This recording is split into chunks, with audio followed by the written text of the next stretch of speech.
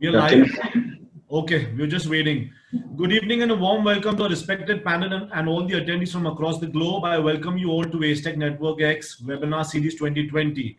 ACETECH, being the largest networking platform in the country, is honored to bring together the expert industry leaders through our webinar series ACETECH NetworX. It is a platform which has seen thoughts evoking from top leaders in architectural, design, construction, and the manufacturing fraternity.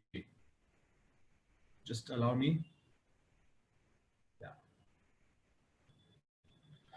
Shishajam Flat Glass conducts Shishajam Group activities in the flat glass sector.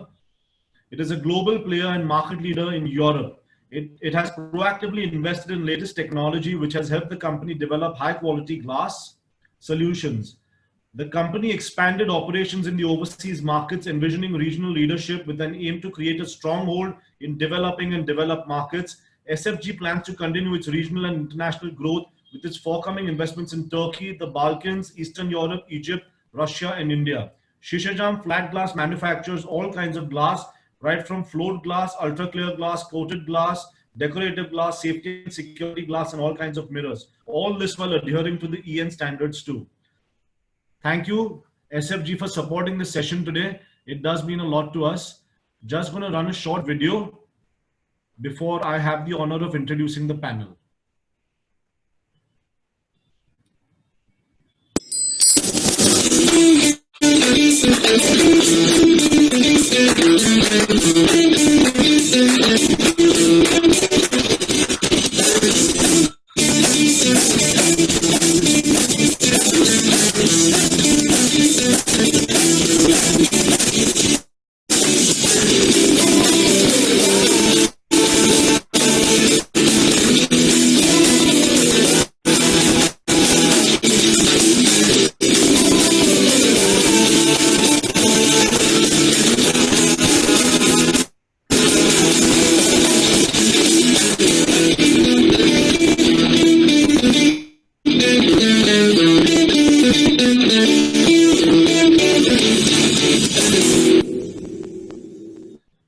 Thank you. I'm sure the expert panel needs no introduction, but I would like to take this opportunity personally to introduce everybody.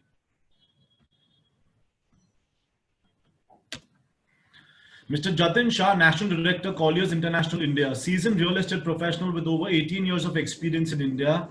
Mr. Jatin has managed the entire aspect of the project lifecycle development and material projects executed across the globe. As Director Developments and with domain expertise of design, procurement, cost, and overall development, he has collaborated and led teams to provide value-add suggestions and inputs on technical due diligence.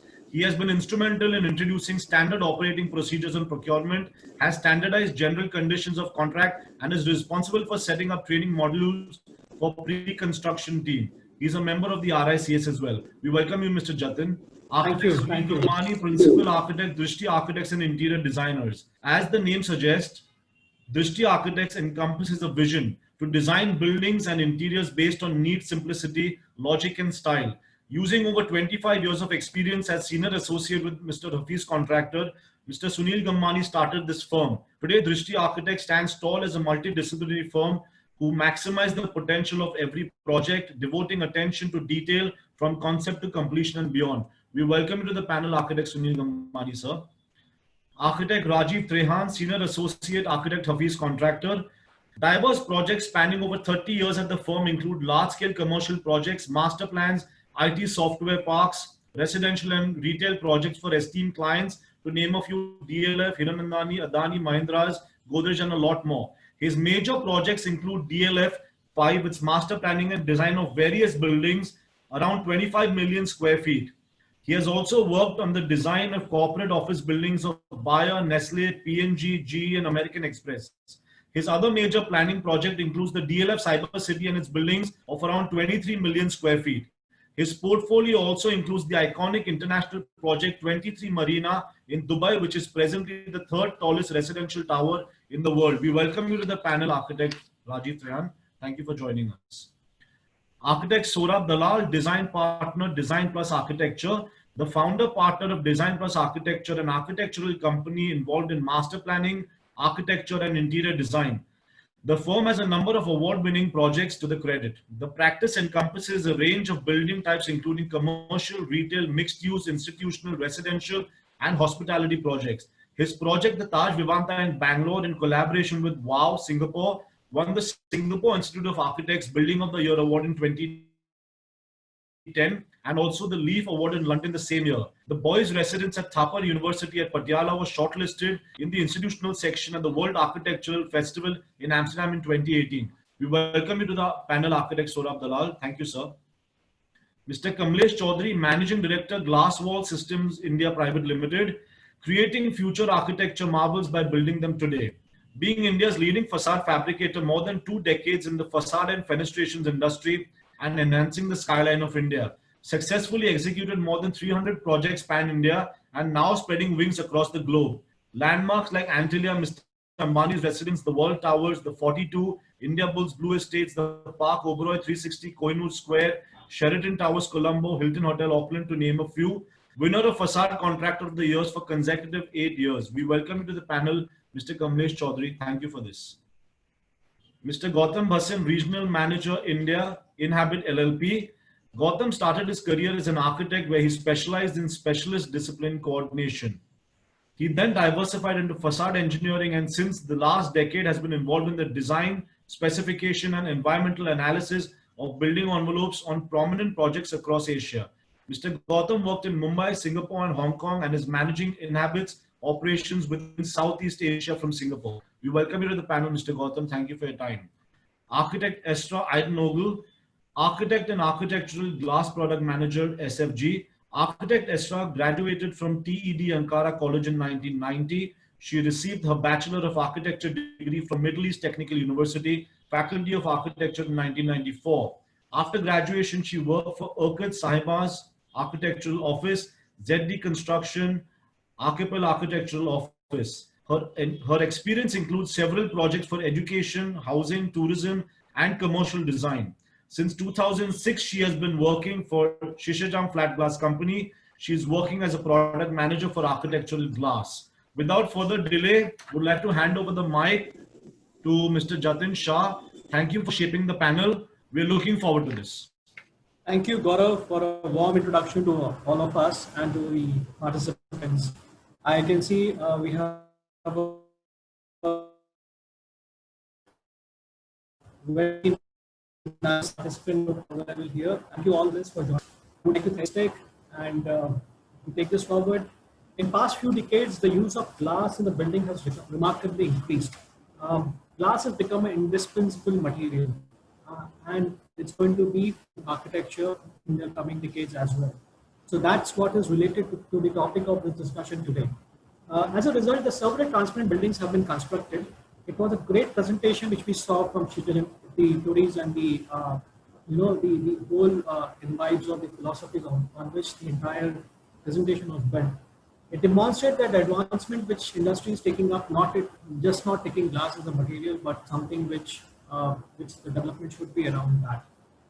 Given this advancement of architecture of this material, which is very tied up, and the acquisition of the knowledge which this webinar is all about, I'm sure this with the eminent panelists which we'll have, we will be able to predict some parts of development and we will be able to see some great buildings which the glass structure are likely to be in future. Idea is to investigate further today in the webinar the possibilities of advancing both the designs and the construction at the same speed at which the technology is also changing.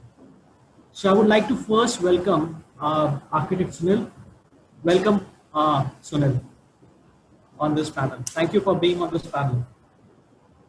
Sunil, you are on mute, I guess. Thank you, Jatin. Thank you, friends. It's a pleasure to be here with all of us. Sunil, so glass has been used in construction since approximately, I would say, 2000 years ago, right? I mean, that was the time when we started using it. As an architect and as someone who has been also very much involved in interior designs with the kind of work which you've been doing, for you, I'm sure the material plays a very significant role. It's not only just a material, but it's about how people around it, feel it, and you kind of design it as for that. So that's kind of tying up the roles together. So, and that's probably helps you also to take up the designs to the level. Will you please advise that is glass only a material or is it something different for you as a philosophy, as an architect? Oh, thank you. Thanks to all once again for inviting me here. And it's a pleasure to be here, like I said earlier. To me, I have always visualized glass. It's been more of an emotion actually to me than an actual material itself. It's a part of our integral system and our existence itself.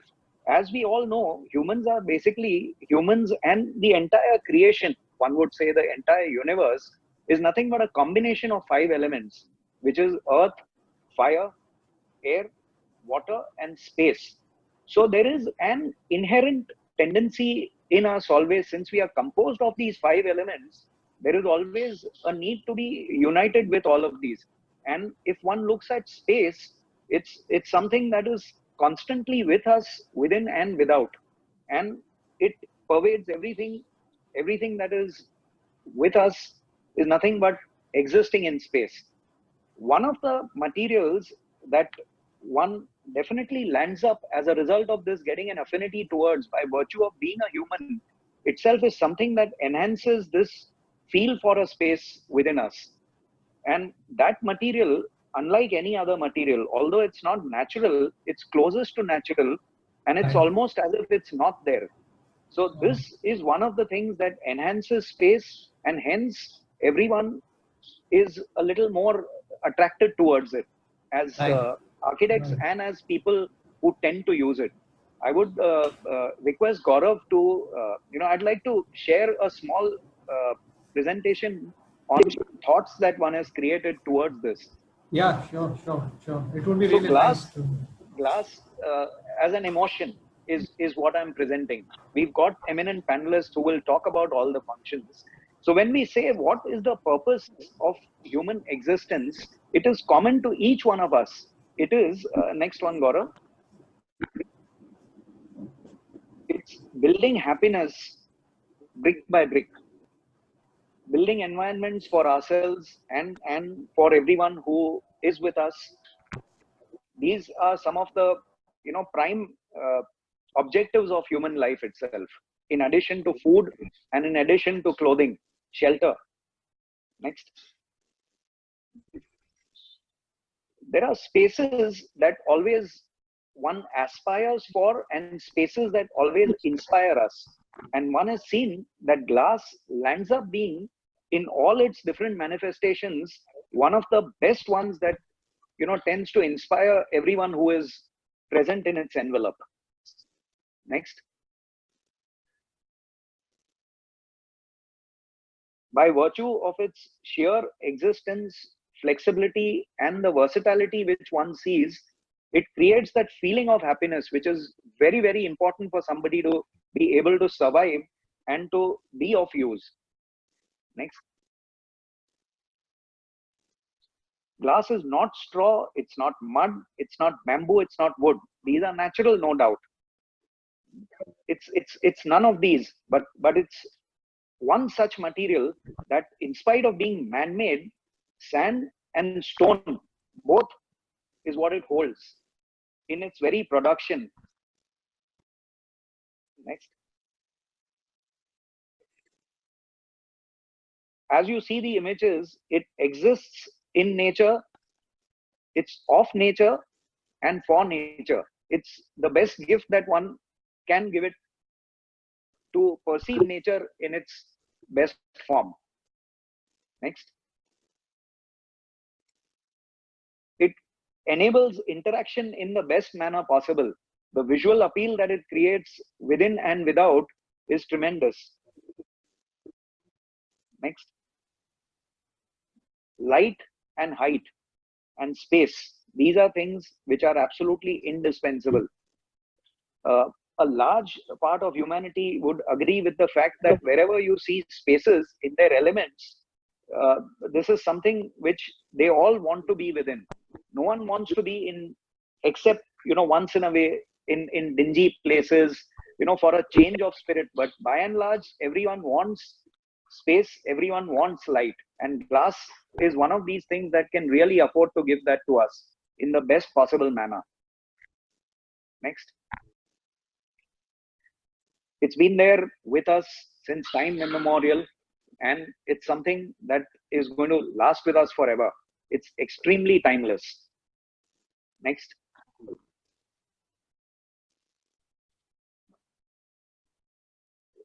Wonderment is the beginning of all emotions which prompts any action in us. So for anyone, whichever profession he may be in, whether be an architect or be anybody that he is, any professional, any guy, unless he is happy from within and has a factor of wonderment within him, it's the basic emotion and the beginning of each.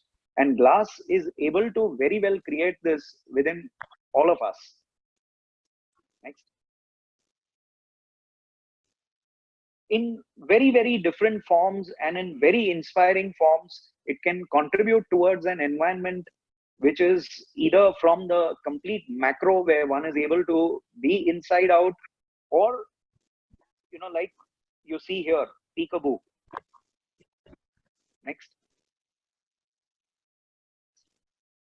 It's an absolute paradise of parametrics. The environment that it shapes, the ability and the flexibility and the versatility it holds within it, and the adaptability that it holds within it to create structures that induce the wow factor is unparalleled. Glass has it more than any other material that one is ever able to use. It creates an absolutely three-dimensional story which one exists within and which one keeps on looking at. Next.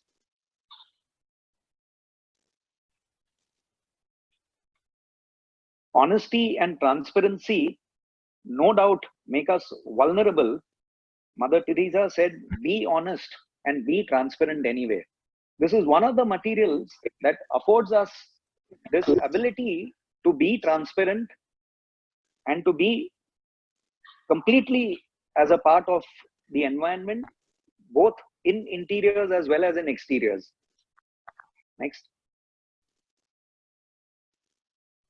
Affords us extremely expansive visions, whichever be the place, brings in daylight, you know, creates layers which are akin to layers of our personality itself.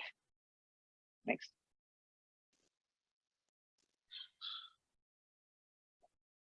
This is what it does to branding. Everyone is able to completely reveal and completely attract a major clientele. Some of the greatest showrooms in the world have always used glass as their complete branding. It gives us the ability to enhance our complete, sales. It attracts us. It shows us what is within. It's indispensable. Next.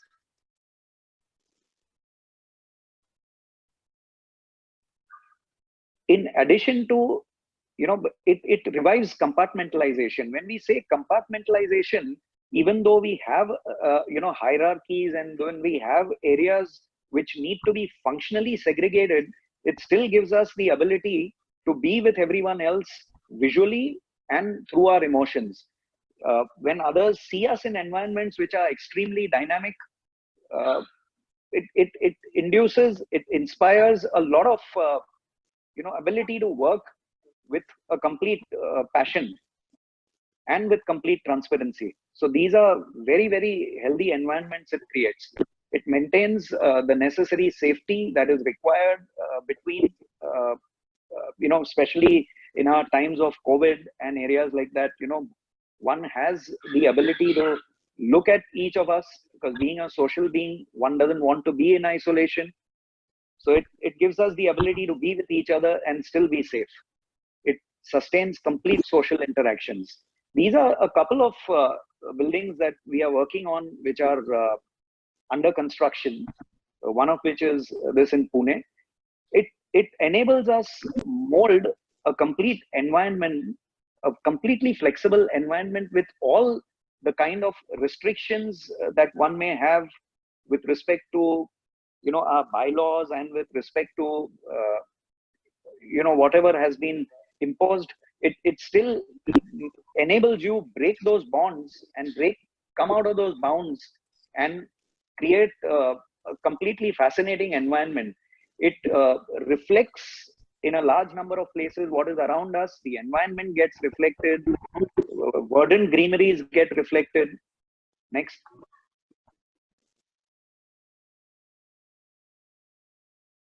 So like I said, if one wants to make it reflective, it affords us that privacy for at a time when you would want it. It enables transparency at the time you want it. In a multi-use building, it gives you the ability to see the retail. It gives you the ability to bring in all the light, but at the same time reflect whatever is undesired, such as heat. Next.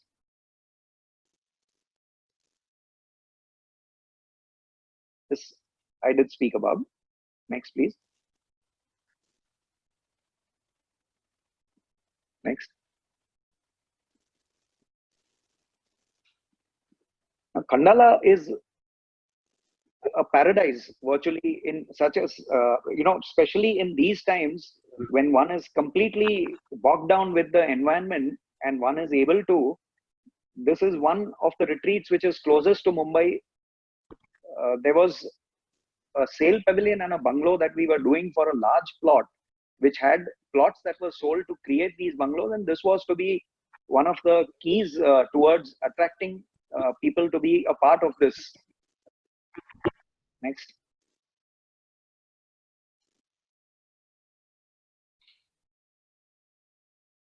So glass becomes an invariable choice in an environment like this, where you are within. There is absolutely no sense of being constricted. You're one with nature. It's completely explicit. You are within the environment and you're within a controlled environment. Next. Here, even the pool one wanted in glass, so that even while you're swimming, you're a part of nature. So this on a weekend, or if you're able to live here and travel, these are very, very inspiring and happiness generating environments. Glass is one material which is able to give us this ability. Next.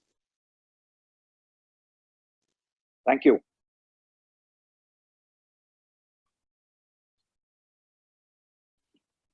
Thank you. Jatin. Thank you, Sunil. Thank you. I think your glass, like glass, I think your presentation was also a wonderment. I should say that. You. With the kind of visual appeal which all the participants were connected with, the colors, the honesty, the transparency, which I'm sure which was painting in this material. Thank you so much, and it's some of the very good and fantastic work done by you, Sunil. Thank and you for very giving much. a great insight on our human. Thank you for this. I would now like to invite architect Rajiv. Rajiv sir, welcome to this webinar and thanks for joining us. In recent decades, Rajiv sir, I think you're on mute, sir. Yeah, I'm not on mute anymore. Yeah. So in recent decades, the application of glass as an environmental friendly material has been developed and is used in field of construction because of various characteristics and the human philosophy which Sunil sir just mentioned to us. You have yourself been involved in a lot of large campuses right from your early days, and you have developed and delivered several campuses, several master plans. What's your view? How did the glass actually become a preferred material? I mean, can you just throw some? Okay, good evening, everyone. And Sunil, I think you've touched upon the emotional aspect of glass. I think that was very good. So I want to now talk about the practical aspect of glass, because glass, if you see, it's a wonder material according to me. I mean, you talk about things, things wanting to be invisible. You say invisible man can never happen. But here is a material which you can hold in your hand, but it's completely the types of glasses are completely invisible. I think that's what imparts it a magical quality, and that's the reason you can use it to shelter yourself yet enjoy the other side. So I think that is what glass has done. And ever since it came into the construction and architecture and building industry, it has transformed the way things have happened. Initially gradually, and then now more rapidly. Rapidly because glass companies are also doing a lot of research that an architect can't do. They do research and they try to, do glasses which we can afford to increase the size because they are now much more thermally better. They are better insulation. They are better coatings. There are double glazing with vacuum, argon. Many things are happening. So glass, which was earlier like a window in the wall, now has become a wall itself. It's a glass wall. I think Kamlesh will be happy to hear that word because he calls this company that, glass wall. So now we have buildings which are glass walls. So this journey has been there. It has taken some time and we have reached somewhere. And I think what is happening now in the future, I think is going to be exponentially faster and quicker, and we're going to see a lot of progress now. Nice, nice. So do you have any presentation for us to take us through this journey of glass, which you just mentioned? Sure, because I thought the topic is what we did glass in the last century and what we are doing with it in this century. Yeah. I thought it's an interesting subject. Just to for us, all of us to understand how it has developed, and how it has become a I'll just share my screen. Yeah.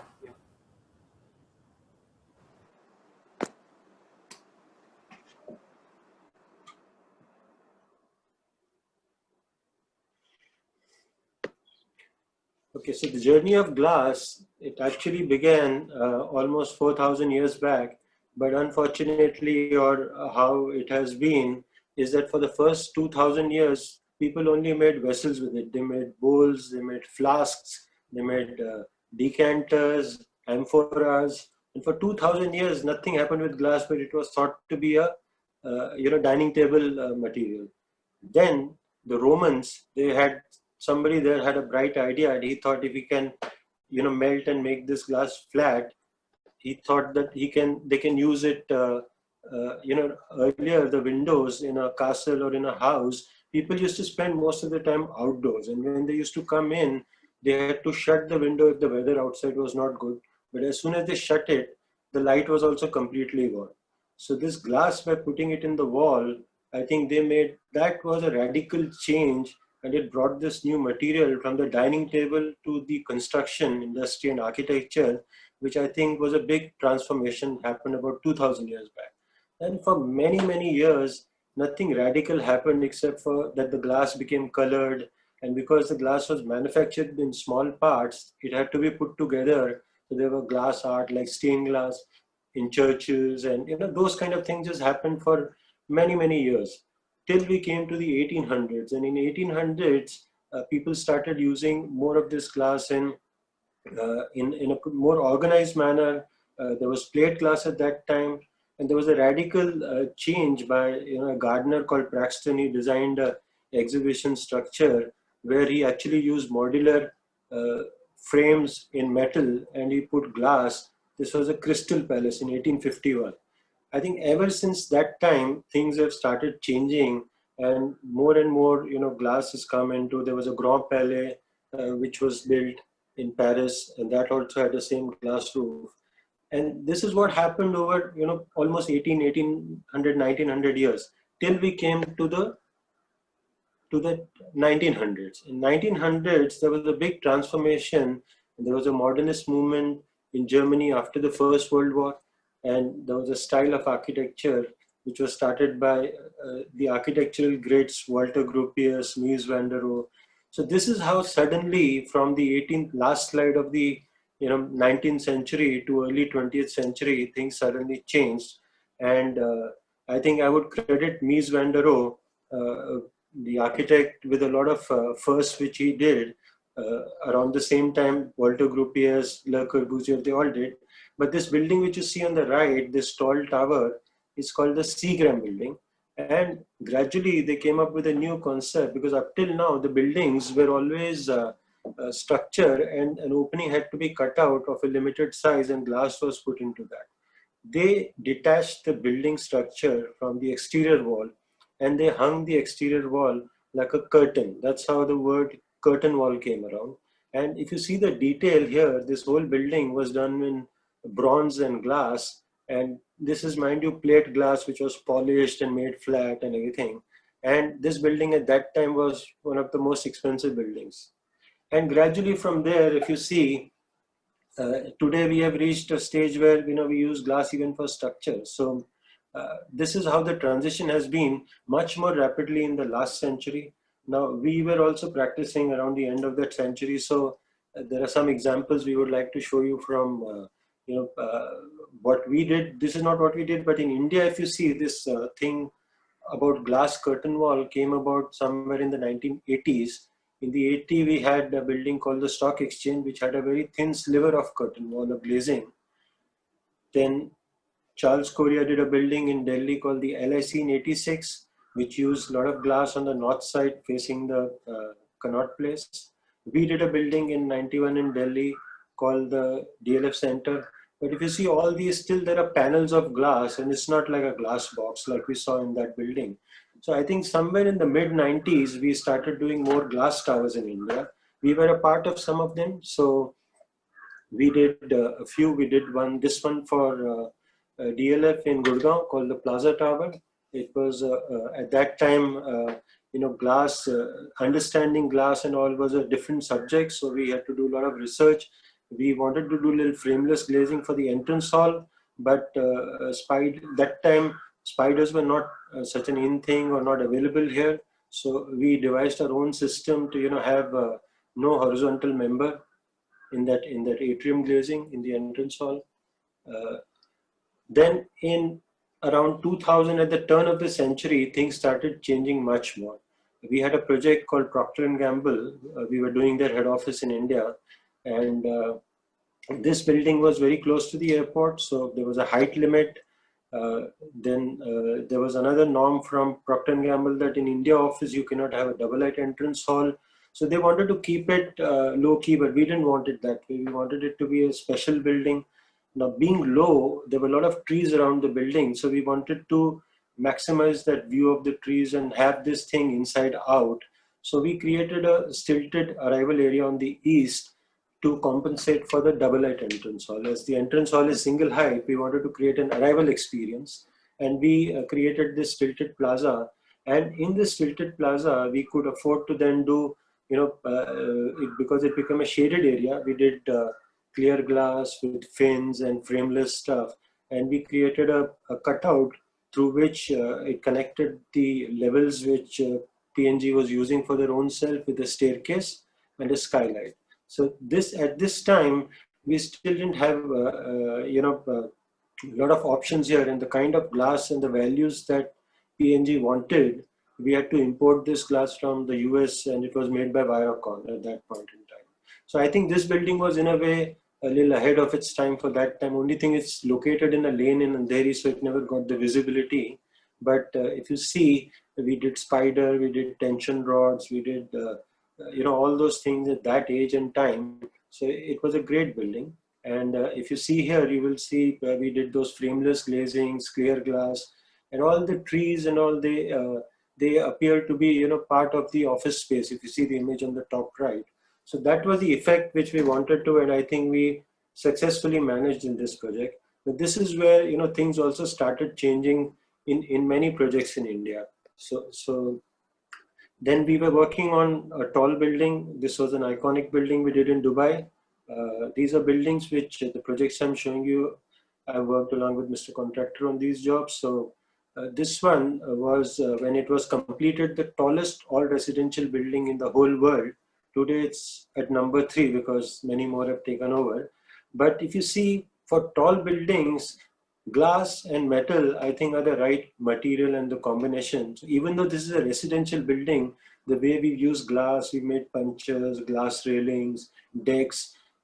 We tried to maximize the benefit to the residents of the building, and also create an iconic landmark for people who see it from outside. So I think by choice, even if you see the other buildings, they're all glass and metal. So this system of making the exterior light in a tall building by using glass and metal, I think is a successful one. And right now, I think that is the way forward for a while, at least till we come up with something new and different. This is a building we designed for Adani in the BKC. We started in 2007.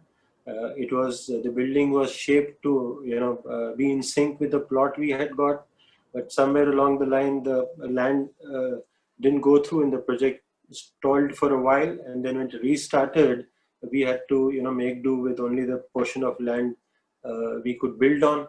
And the completed project is on the right. It's only a part of the original building, but we tried to modify and change and adapt to it using various types of glass and media, etc., to still make it as much of a landmark that we started out to make it.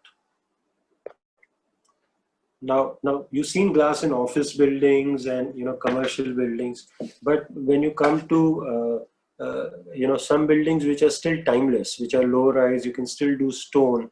Glass is one thing which is like universal. You can have glass and stone, you can have glass and metal, you can have glass and concrete. It's a thing which goes with anything, simply because it's neutral, it's clear. So here the challenge here was that in the summer months we wanted the areas to be closed and yet not destroy the view. But in the good weather days, we wanted the entire area to open up and the outside and inside to behave as one. So we use slimline sliding windows which stack up on one side. So this is, whether it's closed or open, the view is completely unchanged. So that was the idea behind it. It's a new building, and it's a really good feeling when you go there and sit inside or outside. So if you see what sets apart glass is some of these qualities that glass has, but the most important quality which has is supply of natural light and transparency. These two elements, you can, depending on the performance that you require to achieve in a particular location on a particular application, you can virtually make invisible structures where you feel you're living on the outside. You see this image on the right. Imagine sleeping under the stars and with snow outside and not feeling the cold. I think that's a unique experience that only glass allows you. No other material can do that for you. But with different studies and participation of the glass manufacturers, we have come to different types of glass. We are using it in facade. We are also using it for cladding. We are using it now also. We have realized that glass also has a strength to it, and if used in the right thickness and right manner, with the help of facade consultants who are specialists on this, we are able to make structures in glass. So if you see some of the imagery, by what I mean is, we can have these kind of bedrooms where everything is glass. You can be floating in a stilt with lawn below. You can have a bed there. You can have stars above. So it's all possible with glass now. And it's also an excellent cladding material because it doesn't lose its sheen, it doesn't corrode, it's absolutely timeless, and it's like a permanent finish. You can easily maintain it. That's the speciality about glass. And there are now so many types of glasses which are coming in, which are like photovoltaic, hydrophobic, insulated, smart glass, molded glass. So these are the types of glasses which we already have. Now, when you look at the future, I feel that there are people who are doing a lot of research who are into glass and who actually manufacture glass. I think for them it'll be a challenge how to emerge with a new type of glass and material which architects and designers can use in a different manner. Imagine if we have to right now to insulate glass, we need coating, we need to double glaze it, we increase the weight of the assembly, we have to support it. But imagine if the glass is single, yet it has all these properties. It's light, it's strong, it's safe, it is fire rated as a as a standard property. We don't have to ask for it. And with the wind or the sun striking it, it can generate energy for you. I think that's what is what one can dream of at this stage, and one can hope and that it happens pretty soon. And with that, we will have new type of cities and buildings, which will be the future. We will have all these kind of things, where the glass, the forests, everything merges into one, and we have a more comfortable and much more pleasurable living, peaceful living, because green, openness, and affinity with nature is what kind of gives one peace of mind, tranquility. So I think these are the things which glass can help us achieve, provided we are able to reinvent glass and come up with things which are so far only a dream. So I think that's what I would like to say so far, and I'm sure this journey is going to keep continuing, and I hope in the next 5 or 10 years or 15 years we see something very, very different, and the next generation of designers and architects are doing things in a much more different manner.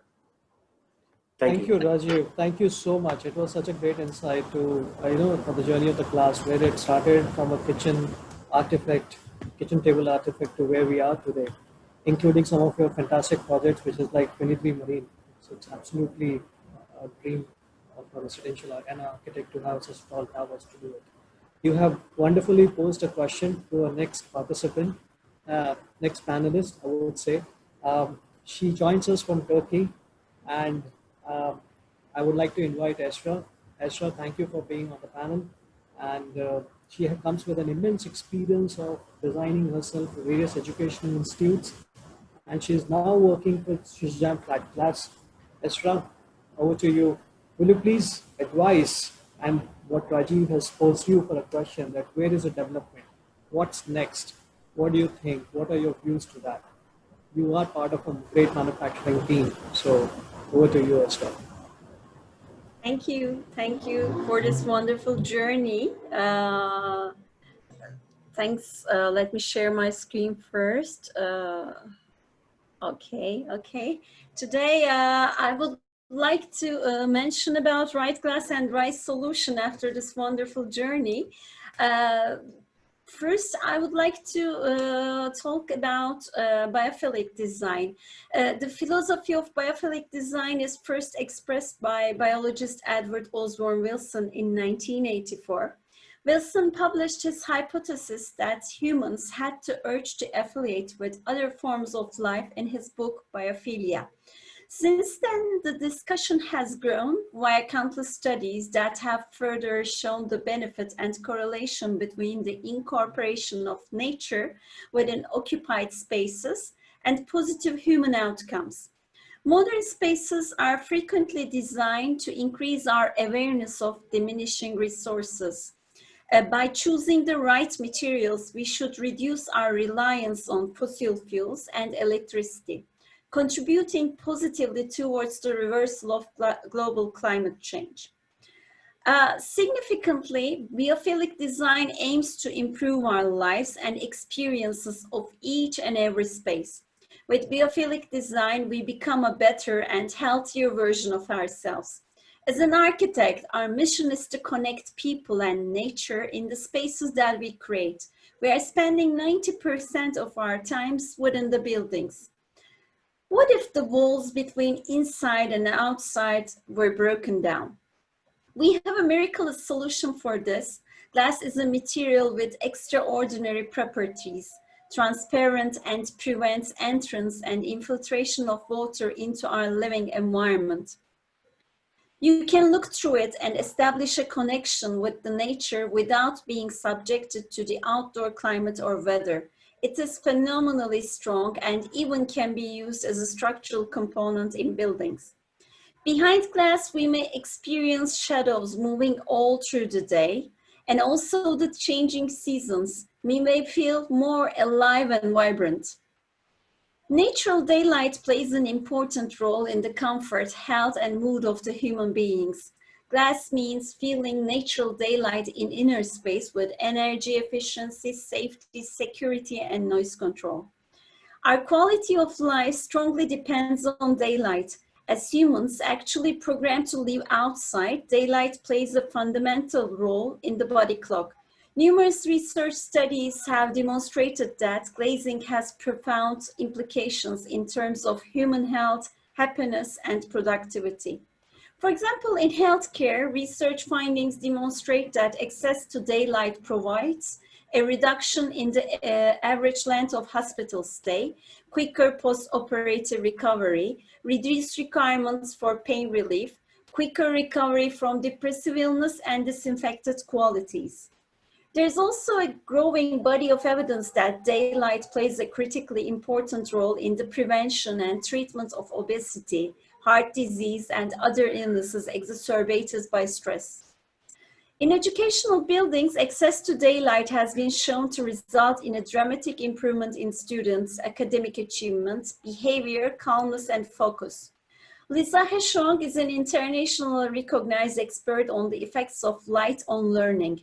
According to her, daylight is a drug that stimulates the production of serotonin, dopamine, and gamma aminobutyric acids in the human body, enhancing muscle coordination, calmness, and focus.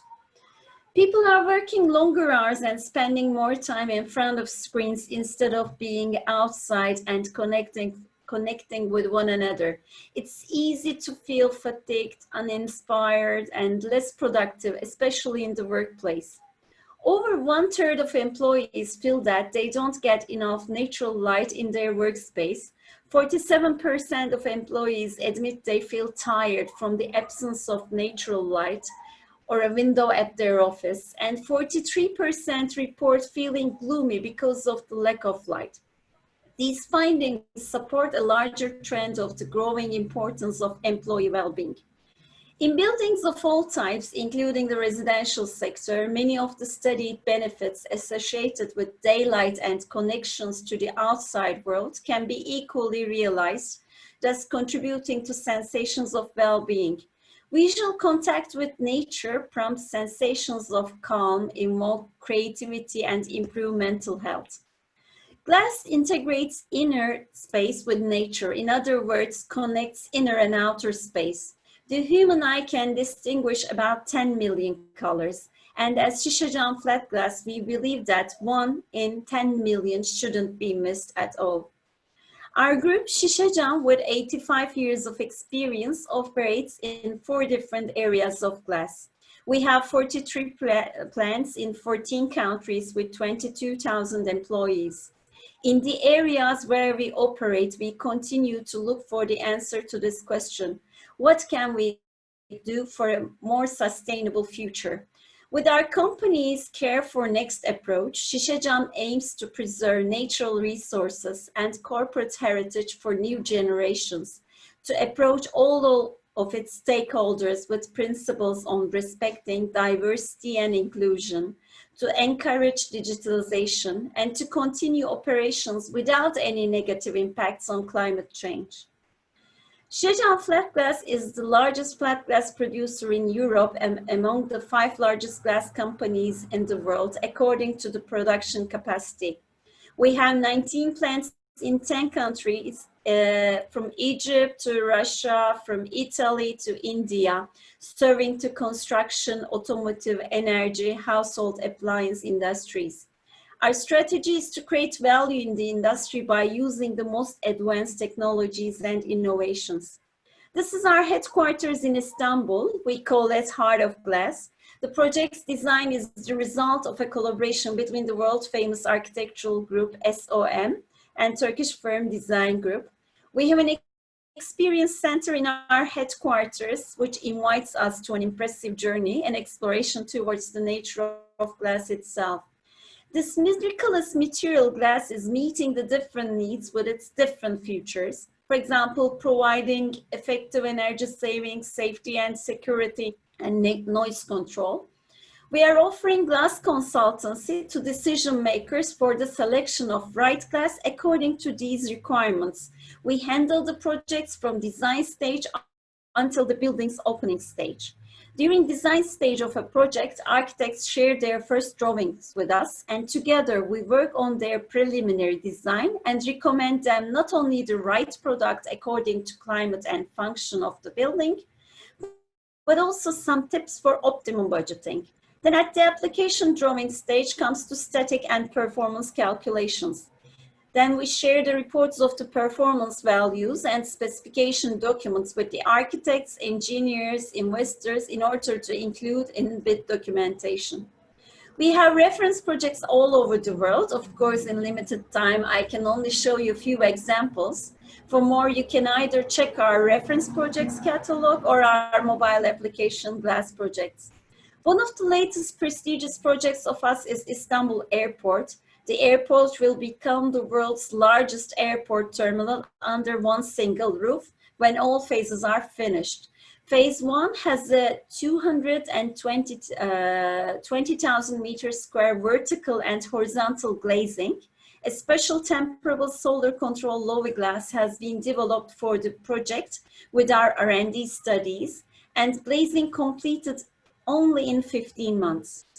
Now I would like to share an example of a biophilic design by Yazgan Architecture. This is the showroom and sales office of a new residential project.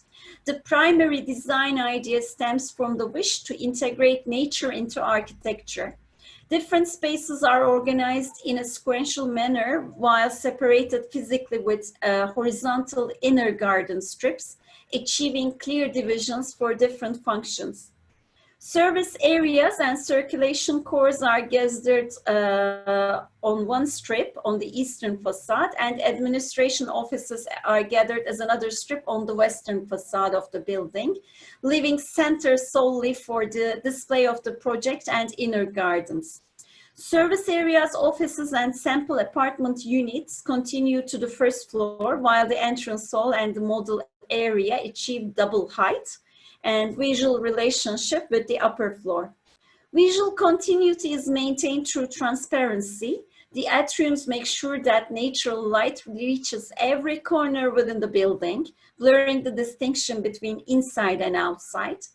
The glass combination chosen for this project not only allows for ample views to inner garden, it was also selected because of heat and solar control features, a must-have when designing a sustainable structure. In Şişecam flat glass, we have solution for all needs of the projects and unlimited creativity of architects. So please do not hesitate to ask any question to us either in Q&A or through our email account. Thank you. Thank you, Esra, for such a nice presentation. The sustainable programs for the future of this manufacturing is something which I think every one of us is looking forward to. Thank you again. Just for everyone, all the participants, please post your question as Gaurav has been writing on the chat box. So remind all of you, we'll have a Q&A session coming up after every panelist has finished their presentations. Let me now invite Gautam.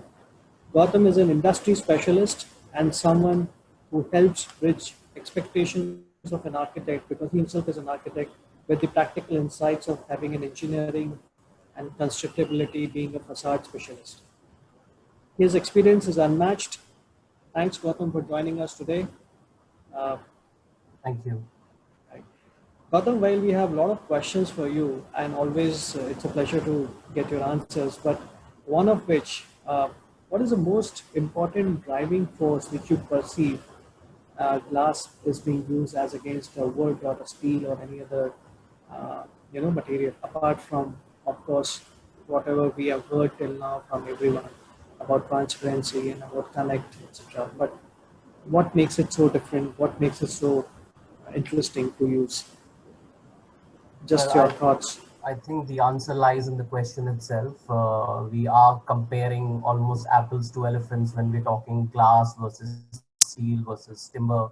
I think glass is very aspirational. I think so far we've heard from such great presentations that there's always this aspiration to have visual connect to the outside. People tend to feel healthier, happier when they see natural daylight coming in. They tend to be healthier, happier when they're able to connect to the exterior world.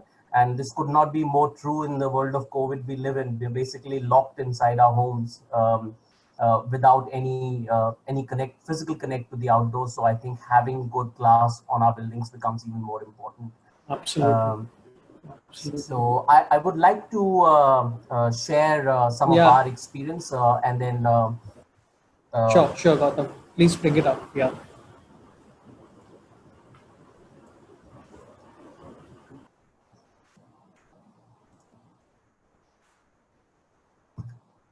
So I would talk about glass and its applications in building facades. And while everybody else was presenting, I had this constant smile on my face because I could not have a better foreground to my presentation, where everybody spoke about some of the very key factors that I can then build on further. So I think some of the really interesting facets that Rajiv presented in his presentation, and I'll try and dive back into the history of development of glass. Um, so while we talk about glass as a building material, it was never always so. We had some very wonderful slides from Sunilji's presentation where we spoke about glass being used in very nascent forms. So it wasn't a material used by an average Joe's building, somebody's house or somebody's manor or mansion back in the days. It was more or less exclusively used for religious buildings where you have this ethereal light experience coming through into the interior space. So you saw stained glasses being used on churches, you saw stained glasses being used in mosques, but that was pretty much glass being limited to, because it had that wow factor, it had that awe, it had that ethereal experience that people came to churches for or came to mosques for. But then gradually people thought that, why don't we have a window in our house, or why don't we have the same experience of getting daylight into our indoor spaces. So it wasn't very different, and I had this, I have a lovely connect with what Rajiv spoke about. Glass was never an industrially manufactured material. Glass was limited to the dining table, where you had glass blowers from Belgium or Central or Western Europe, where they could only blow glass at the end of a stick, at the end of a blow stick. So the only way you could manufacture glass for buildings back in the 1500s was to actually spin a fully molten blob of glass at the end of a stick to such a big size, such a big shape, that it could effectively become a flat disc, and then it could be used in building applications. So the man on the right is basically doing exactly that. He's basically spinning the glass discs to like a 3 feet, 4 feet diameter flat disc, which could then be cut into small pieces. But then it's less than ideal because of the spinning and that more glass being in the center and less glass along the perimeter, you suddenly start seeing these punts, and this was called the bullseye glass, quite commonly known back in the days, because you would cut it and you would still have the punt somewhere along the window because you don't want to waste that part of glass. So that's how building came about to be, and the aspiration was only to get light into the interior space. So clarity of view to the outside, again, was something that was desired or what was perceived to be the future, but I think they were happy with what they were getting back in the days. I think every paradigm shift in any industry comes from this aspiration or show of strength. So in the 1950s, 1951 more specifically, when Crystal Pavilion was built, which was more or less flexing muscles and showing how industrial revolution is going to change the world. So steel saw a massive shift from wrought iron to rolled steel.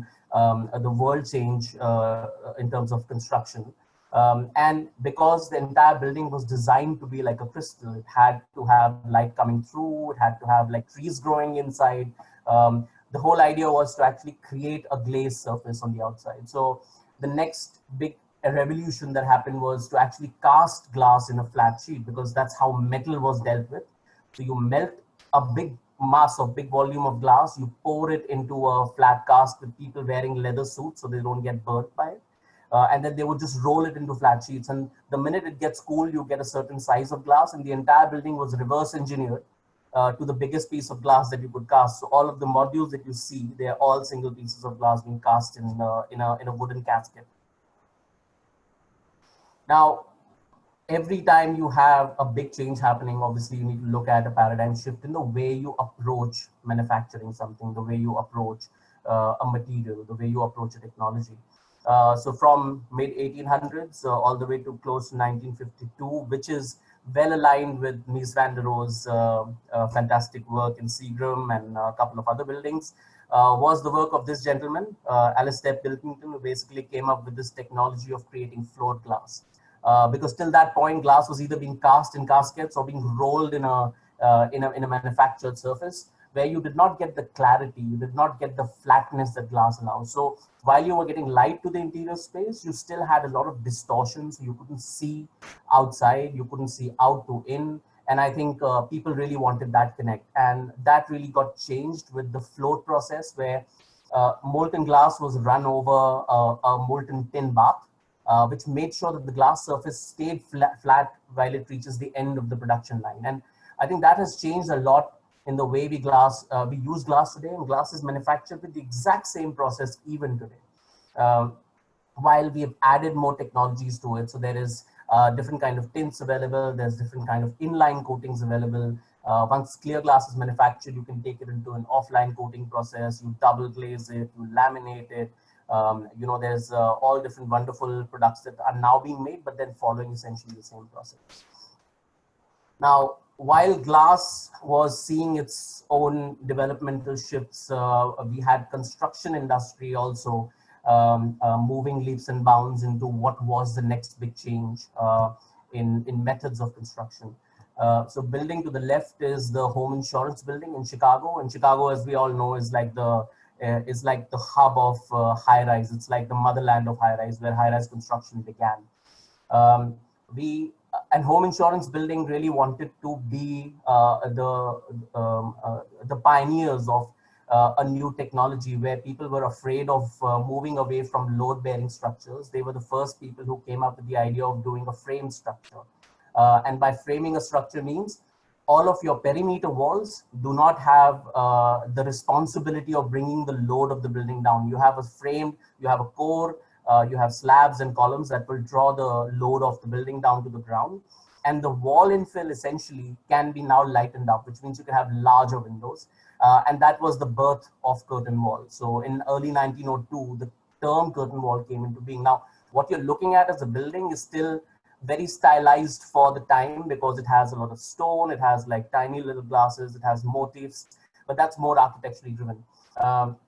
Close to 19, Bauhaus being the house that led technologies, it basically made architecture into a crafted trade. So I think they experimented with the first steel curtain wall. This was stick built in place, something that we don't do anymore in the current day and time. But then that had the concept of a light wall on the outside with a frame structure on the inside. So you see columns behind, you see slabs behind.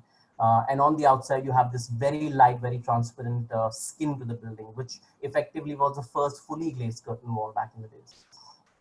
So I think from that time, from the early 1500s or even older, where we had a lot of glass, a lot of glass being used, but always being limited to very specific applications, to glass cathedrals that we build today, the Apple stores of the world, where glass is used as a structural element, and you don't see anything but glass.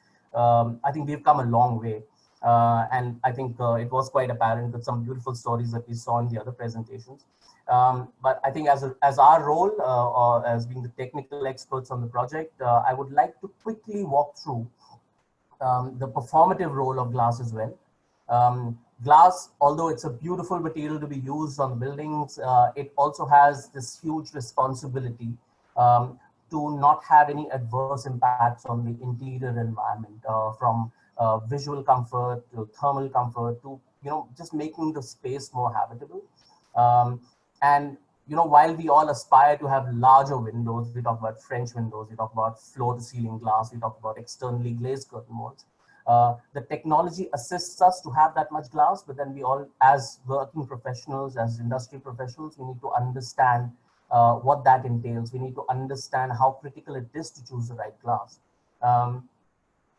So before I lose a lot of the audience to some really complex formulas, I would like to break this slide down to the very simple aspects of it. This is basically how you calculate OTTV, external thermal transmittance value. How much heat does get conducted by your facade, your external walls. Now that could be a brick wall, that could be a window, that could be a curtain wall, what you have. And then India, again, being the beautifully diverse climate it has to offer, it's basically split into hot and dry, warm and humid, and temperate climates. Now, what's really important to see here is that there's three clear components that the equation defines, and that equation will break it down to you as to what is the most important or critical part of choosing the right product so that you don't have any adverse impacts on your building. So the areas in yellow is the walls or the spandrels. It's basically the opaque elements which do not allow any light to come in. So they could be brick wall, they could be concrete wall surfaces, they could be the spandrels on your curtain wall. The green area is basically the conductive component of a window, which is if you had no sun shining through it, it will still conduct heat. And then you have the orange on the right, which is the radiative gain. So it's basically the amount of light that comes through your window and then heats up the space. So just simply looking at the multipliers in red, that tells you what becomes very important in your building. So WWR is the window to wall ratio. How much of a window do you have against the wall on your building? U is the U value, which is the thermal conductivity value of any material. It could be wall, it could be glass, and SHEC is solar heat gain coefficient, which is how much sun is allowed through the glass to heat up a space on the inside. So purely looking at the multipliers for wall and spandrel, you have a relatively small multiplier here. And the number, the lower it is, the better it gets. So the smaller the number here, the better it is for you, the better it is for your well-being and the building's well-being. Talking about the conductive component of the window, we're talking about 1.9, 1.34, 0.95. But suddenly when you look at the shading value of the glass, which means how much light or how much heat does the glass allow to come in, suddenly the numbers jump up. So we're talking about 70.94, 66.7, 78.92. So obviously selecting the right glass. Now, if you see all of this, the green and the orange is basically driven by the glass selection. It basically is purely how well your glass performs on your building that will determine how much heating you have in your building on the inside.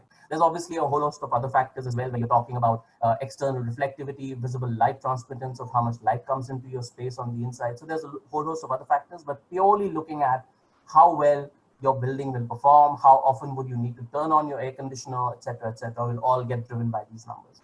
Now, just purely looking at where do you spend, what your power bill consists of, how much energy do you spend in a typical office building and a typical residential building. So obviously there's a whole host of other elements here which probably take up a smaller slice of the pie. But if you look at a typical office building, you spend more than half of your energy air conditioning buildings. Obviously, having the right glass as a product, having the right wall selection, or having the right product selection obviously becomes very important.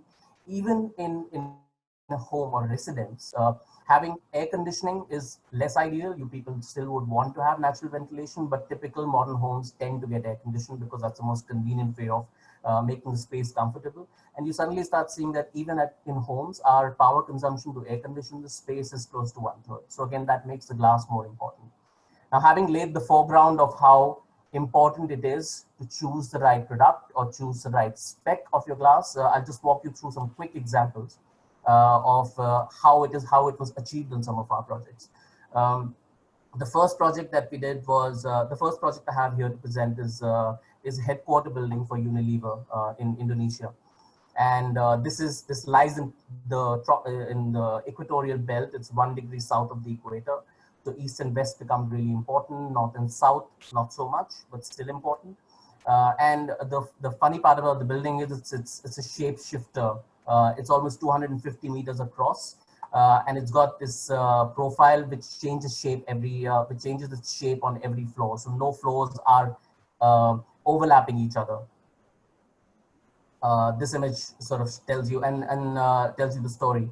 And because of the shape-shifting nature, they start creating terraces, which some places overshadow, but some places also overexpose the facade. Now, one of the intention was to actually make this building performative. So the intention was to have it as parametric as possible. Wherever you need good performance glass, you should have it there. Wherever you need extra shading, you should have it there. So the intention was that given the east and west, the sun starts in the east, sets in the west. Wherever you have more solar exposure, you would have denser fins. And as it moves to north and south, where there's less solar exposure, the fins would start disappearing. The fin would start becoming more and more sparse. Now, over here, the initial configuration used was that we will have 6 fins in north and south in every floor. and we will have 12 fins in east and west every floor. By just tweaking the glass properties a little bit, by lowering the shading coefficient, solar heat gain coefficient, without compromising on VLT, without compromising on other factors, we could bring it down to 5 on north and south and 10 on east and west. Again, sort of a very nice balance of decision making where you have good performance, but at the same time without breaking the bank, because fins tend to be very, very expensive on the external facade. The next example that our team from here delivered was, it's still a project that's being designed, and anything that has oil-driven investment supporting the project, backing the project, is always a big challenge. So this is Pertamina Energy Tower, and Pertamina is basically an oil company of Indonesia. And this, for reference, this is the centerpiece that's about 523 meters, was supposed to be the tallest building in Southern Hemisphere when completed. And with tall buildings, obviously, they tend to be energy guzzlers because they all have to be curtain wall, they all have to be fully glazed. And obviously, there's this intent of having this visual connect to the outside. But as an energy company, as an oil company, they obviously had that responsibility to showcase to the world that we can be a very energy efficient company as well. So they decided to put some wind turbines up at top, which would offset some of their energy requirements. But what was really interesting was, how do you approach a building from scratch to make sure that it's sitting in this very well thought through energy driven narrative that shapes the building up. So you obviously start with a very efficient flow plate, a very efficient core, and the perimeter, etc. And then based on the cooling load, based on the exposure, so we're basically talking north is up, south is down, east and west across the slide. There's evolutionary process where you basically keep pushing the cooling load down by just small iterative changes to the shape. And then that basically gives you a flow plate profile that's already quite energy efficient. So by starting with a flow plate profile, by starting with the shape of the tower itself, it basically tends to be very energy efficient. But then there's a tertiary level of exercise that you can do. So just by taking the form and extruding it will give you the build form, which again works from gravity load perspective. It's structurally very efficient. But also looking at how does the sun track around the building. Will give you cues to how to actually take the next steps into performative shading on the building. So the intention was to actually have minimized east and west exposure, and the east and west walls being extremely solid, and the north and south is where you have the maximum exposure, where you have the minimum exposure being the most clear. So the intention was to also shade north and south, so you tend to be even more energy efficient from an exposure point of view. So east and west sun, and third diagram, as you can see, they are largely shaded, very, very solid walls. And the north and south is where the horizontal sun, where the sun is really high up. So you have high altitude angles. You tend to get sun that's really tracking down or shining down on the building. So just having a little bit of horizontal shading helps there. But what's really interesting is the sun starts in the east, sets in the west.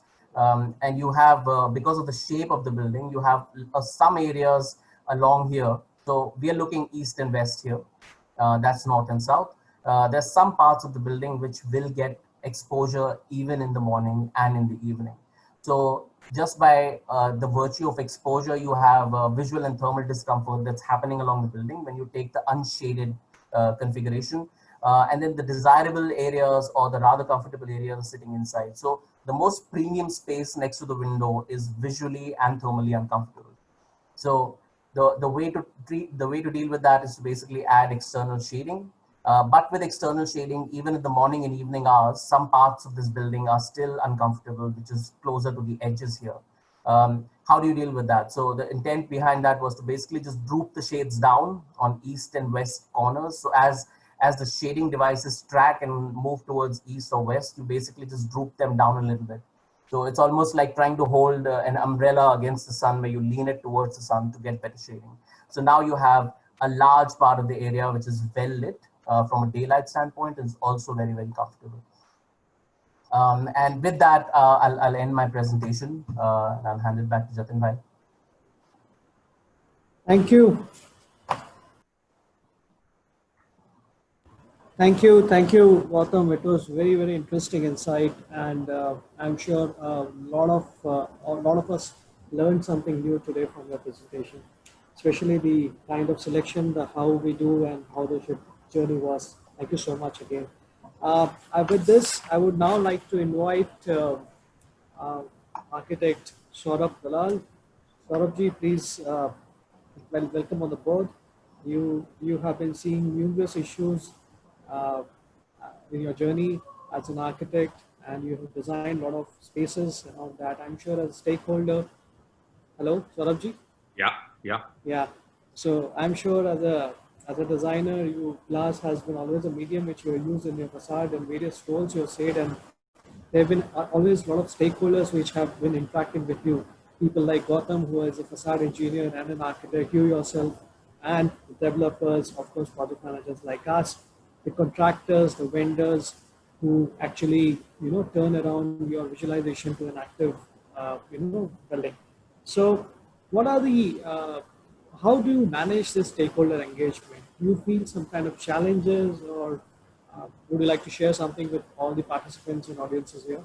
Yeah, thanks a lot. Yeah.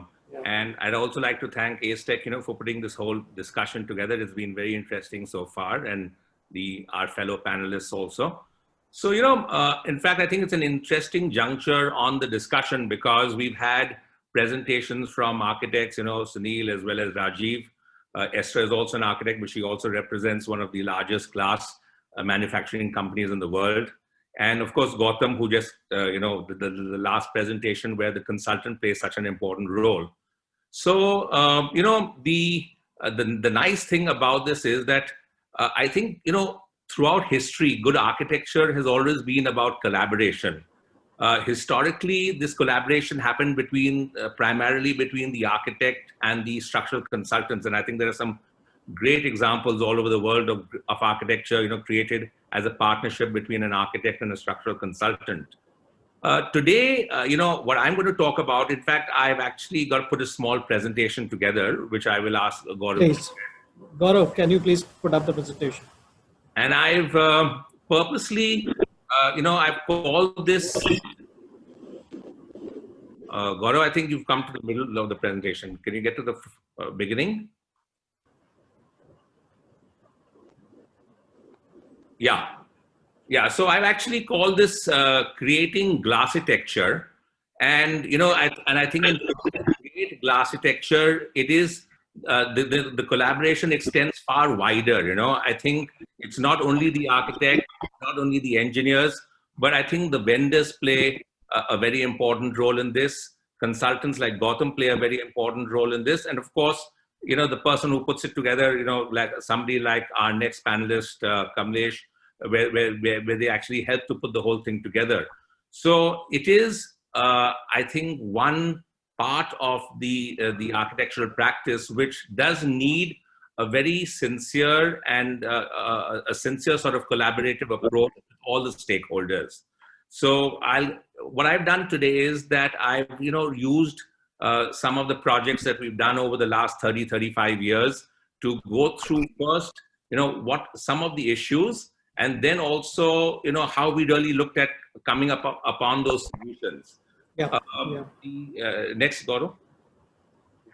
So, I'll first, as I said, identify, like Rajiv did in his presentation, and Sunil, some of our projects where we really looked at, what we can achieve using glass. So, the first slide we have here is, this is, a project we did years ago in Bangalore. It was also it's a hotel, for the Taj Group. It was the first Vivanta that was built in the country. And so glass here is doing a couple of things, we had, like Rajiv mentioned in one of his projects in Mumbai, we had a severe height restriction on this project. So we really, in fact, we called it, instead of being a skyscraper, we called it a ground scraper, because, we were forced to do this in just 3 floors of hotel rooms. And, Bangalore has a beautiful climate. Bangalore is all about landscape. And we wanted the facade to also reflect that in some ways. So, we used the facade of the rooms to create this sort of pixelated image, blues and greens, which echoed the landscape. This was one of the first hospitality projects we did. The picture at the bottom is also the same project. You know, at the lower levels, it was sort of more transparent, and then we got this sort of pixelated image at the top. Next. Now, when we, as I said, I'd like to sort of talk about some of the issues also and some of the more practical aspects when we use glass, especially in our country. I think it's very difficult to use glass in some of the Western, regions, but in our country, the climate is very harsh, and I think we need to be cognizant about some of these things. So, project we did many years ago was for a company called Quark in Mohali. And I'd say this was really the wrong solution because, we had these sheer glass walls on the north, on the south, on the east, and on the west, and it may look nice, but I think environmentally it was a bit of a disaster.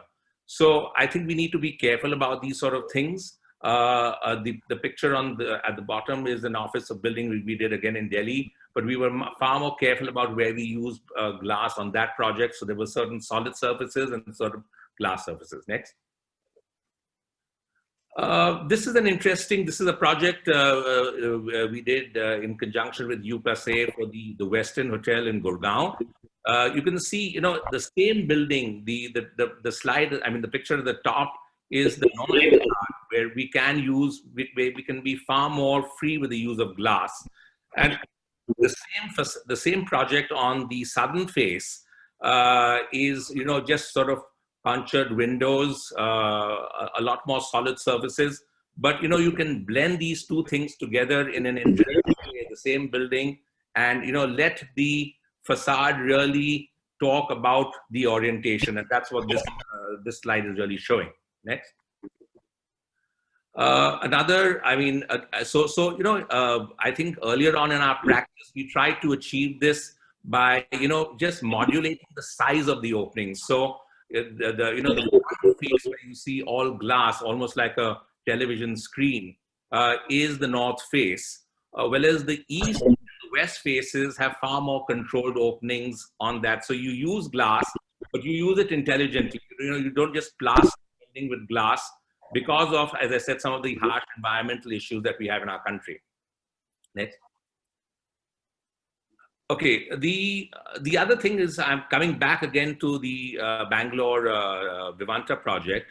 The great thing about glass is that, it helps us to create this sort of invisible boundary between the inside and the outside.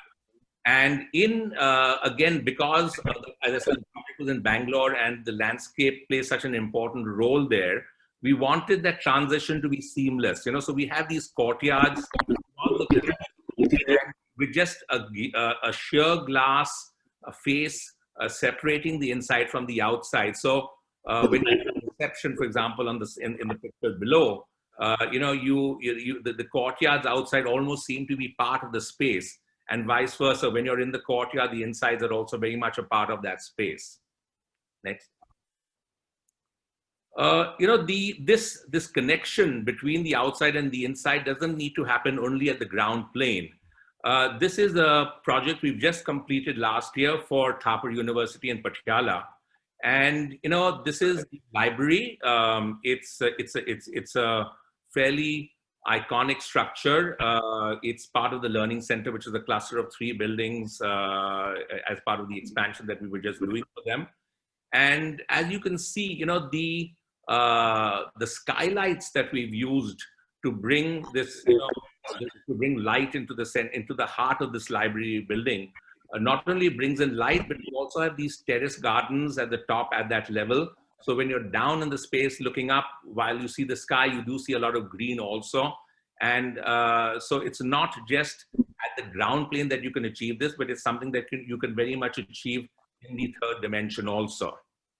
Next. And this last example in this category was a small office building that we did where, we have, a lot of glass on the facade. But when you look at the slide below, when you're in the reception area, this sort of sheer glass wall helps to really connect the outside space with the interior spaces. Next. So, I started off by saying that there is this sort of collaborative mechanism that we sort of put into place. So whenever we work, especially on this aspect of the project, we work very closely with the vendors. We work closely with the environmental consultants, the facade consultants. In fact, I remember, and this is probably 40 years ago, my partner Sonali telling me that she was working at an office in Paris many, many years ago, and they were looking at using glass in metro stations in Paris.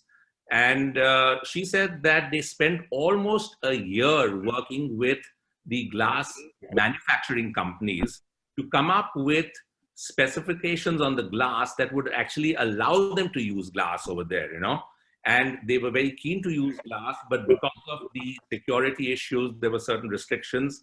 But they worked, as I said, collaboratively with the vendor, and they actually came up with that. So this is the sort of collaboration that I'm talking about. Next. This is a project, a mixed-use project that we are doing in Noida. And as you can see, very large glass facades. There are engineering challenges over here. There are environmental challenges. There are, we are working very. Sorry.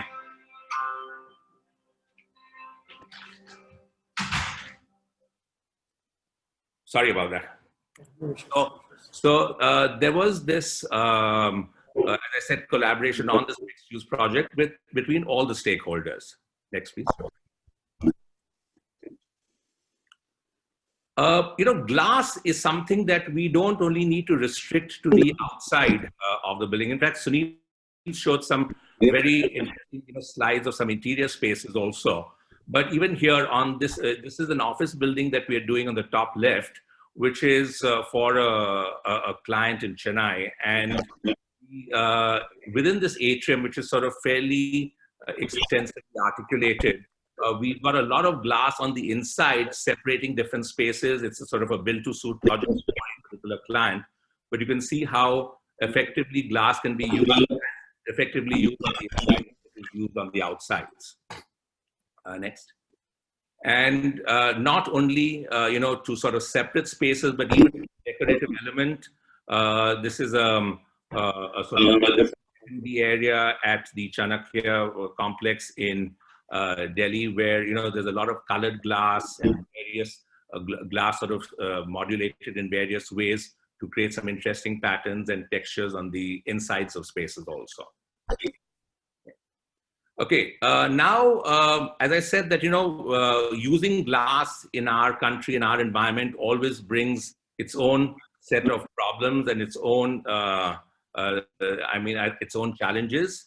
I think one of the challenges that we faced at this project that we did for the boys' hostel in Thapar University in Patiala was we wanted to use a lot of glass. But there were certain phases where we needed to screen that glass, And I think that becomes as important an element in the architecture as the glass itself. So we've used, on this particular part of the project, we used GRC screens actually to really help control the amount of light and heat that we allowed into the spaces along with this combination of glass. And as you can see, even in the evenings, it takes on a pretty magical hue, at sort of at sunset, and when a lot of the inside light also starts coming out. So yeah, and next slide, please, Gaurav.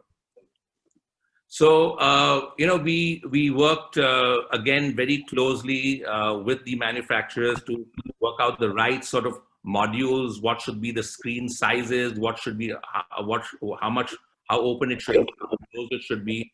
And this was the sort of general effect that created. Next. And as I said, at night, it completely transforms, very differently. And it's as important, as I said, when you choose these materials, to really look at it carefully and actually put all this together.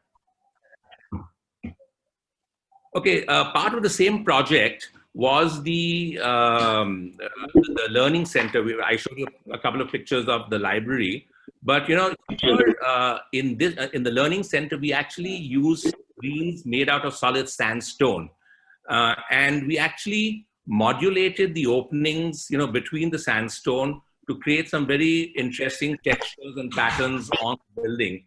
And, to allow, there were certain areas where we wanted to be connected with the outside. There were certain areas where needed to be a little more private. And we actually modulated the screens along with the glass to really create that combination. So it's a very simple sort of solution that we actually came up with eventually.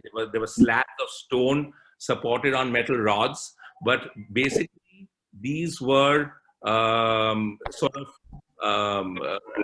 at various angles and placed at various angles to sort of create a pattern on the facade. And here you can see the sort of completed, the effect it has when it's complete.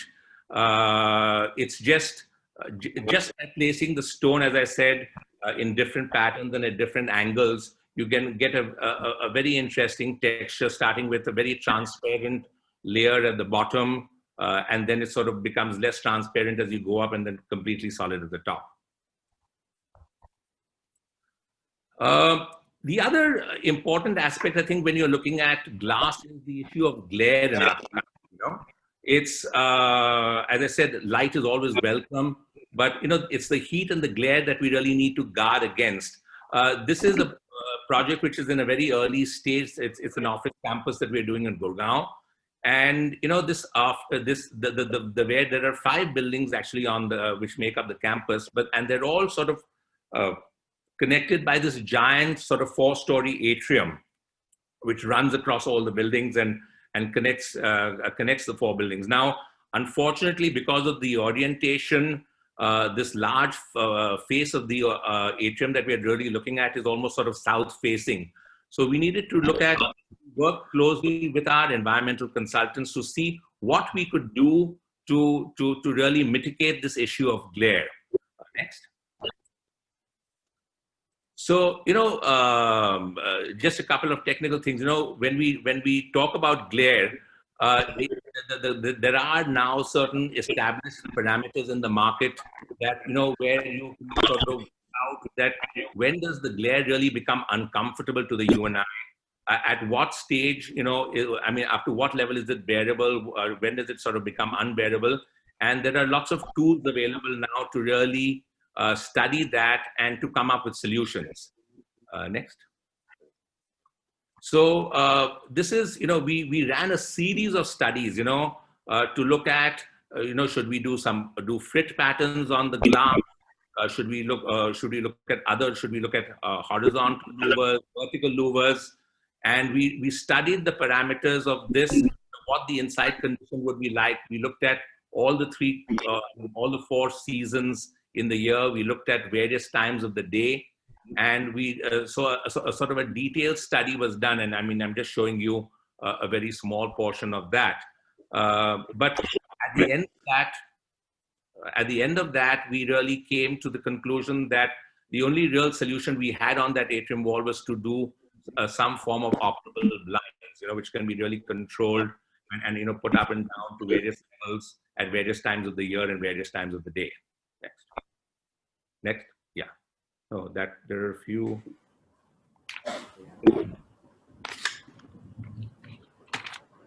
Yeah.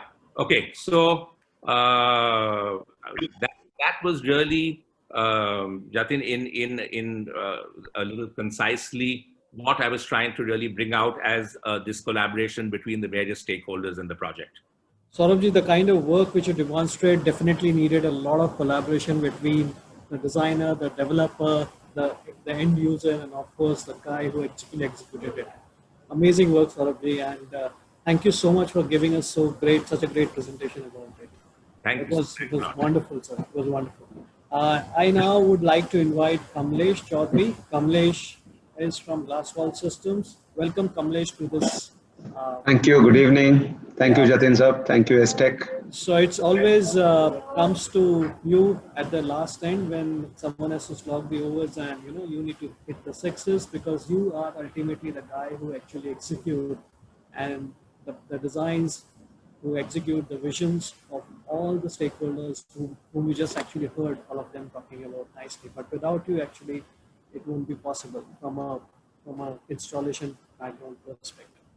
So when I say you build your fraternity, and the more and more the transparent buildings are being created, and more this intrinsic designs are getting evaluated, I'm sure the visual presence is going to make a big difference. For this purpose, there are a lot of opportunities with the recent advancements happening, especially when during these times when we have shortages of laborers and a lot of advancements happening in industry. You heard Gautam also mentioning about we have not really moved ahead in the process of manufacturing, but we have made it more automated.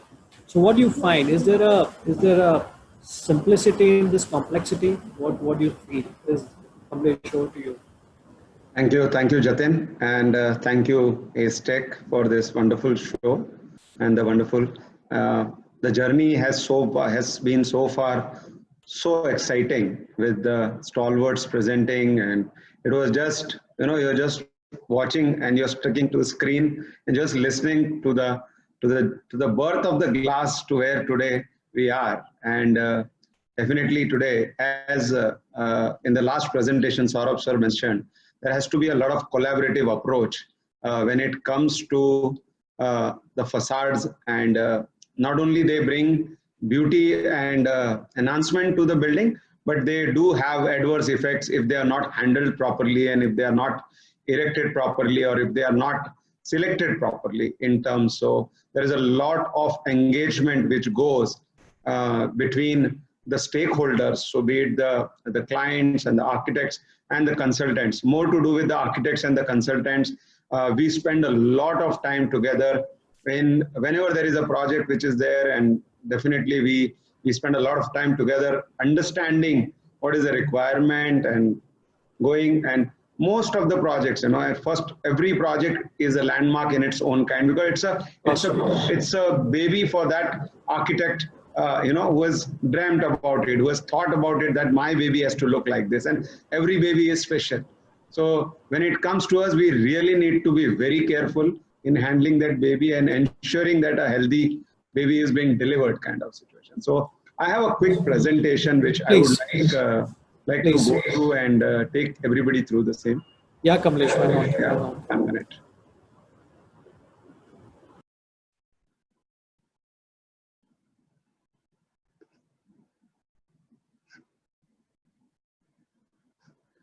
I'm just going through that, 1 minute. Do you want me to share it for you? No, I'm good. I think I can do it. Just I'm trying to do it. Not able to. Just hit button, share screen. I've just hit that, but I'm unable to.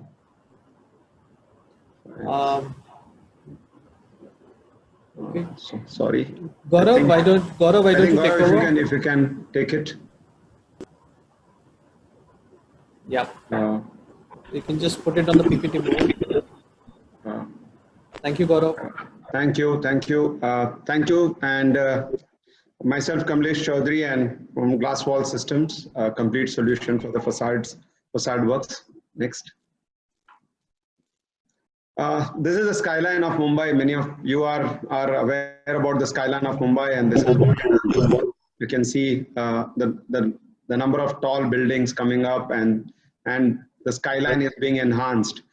So we execute dream projects that redefine the skyline of the city, and that's what we are. So you dream of, and we execute.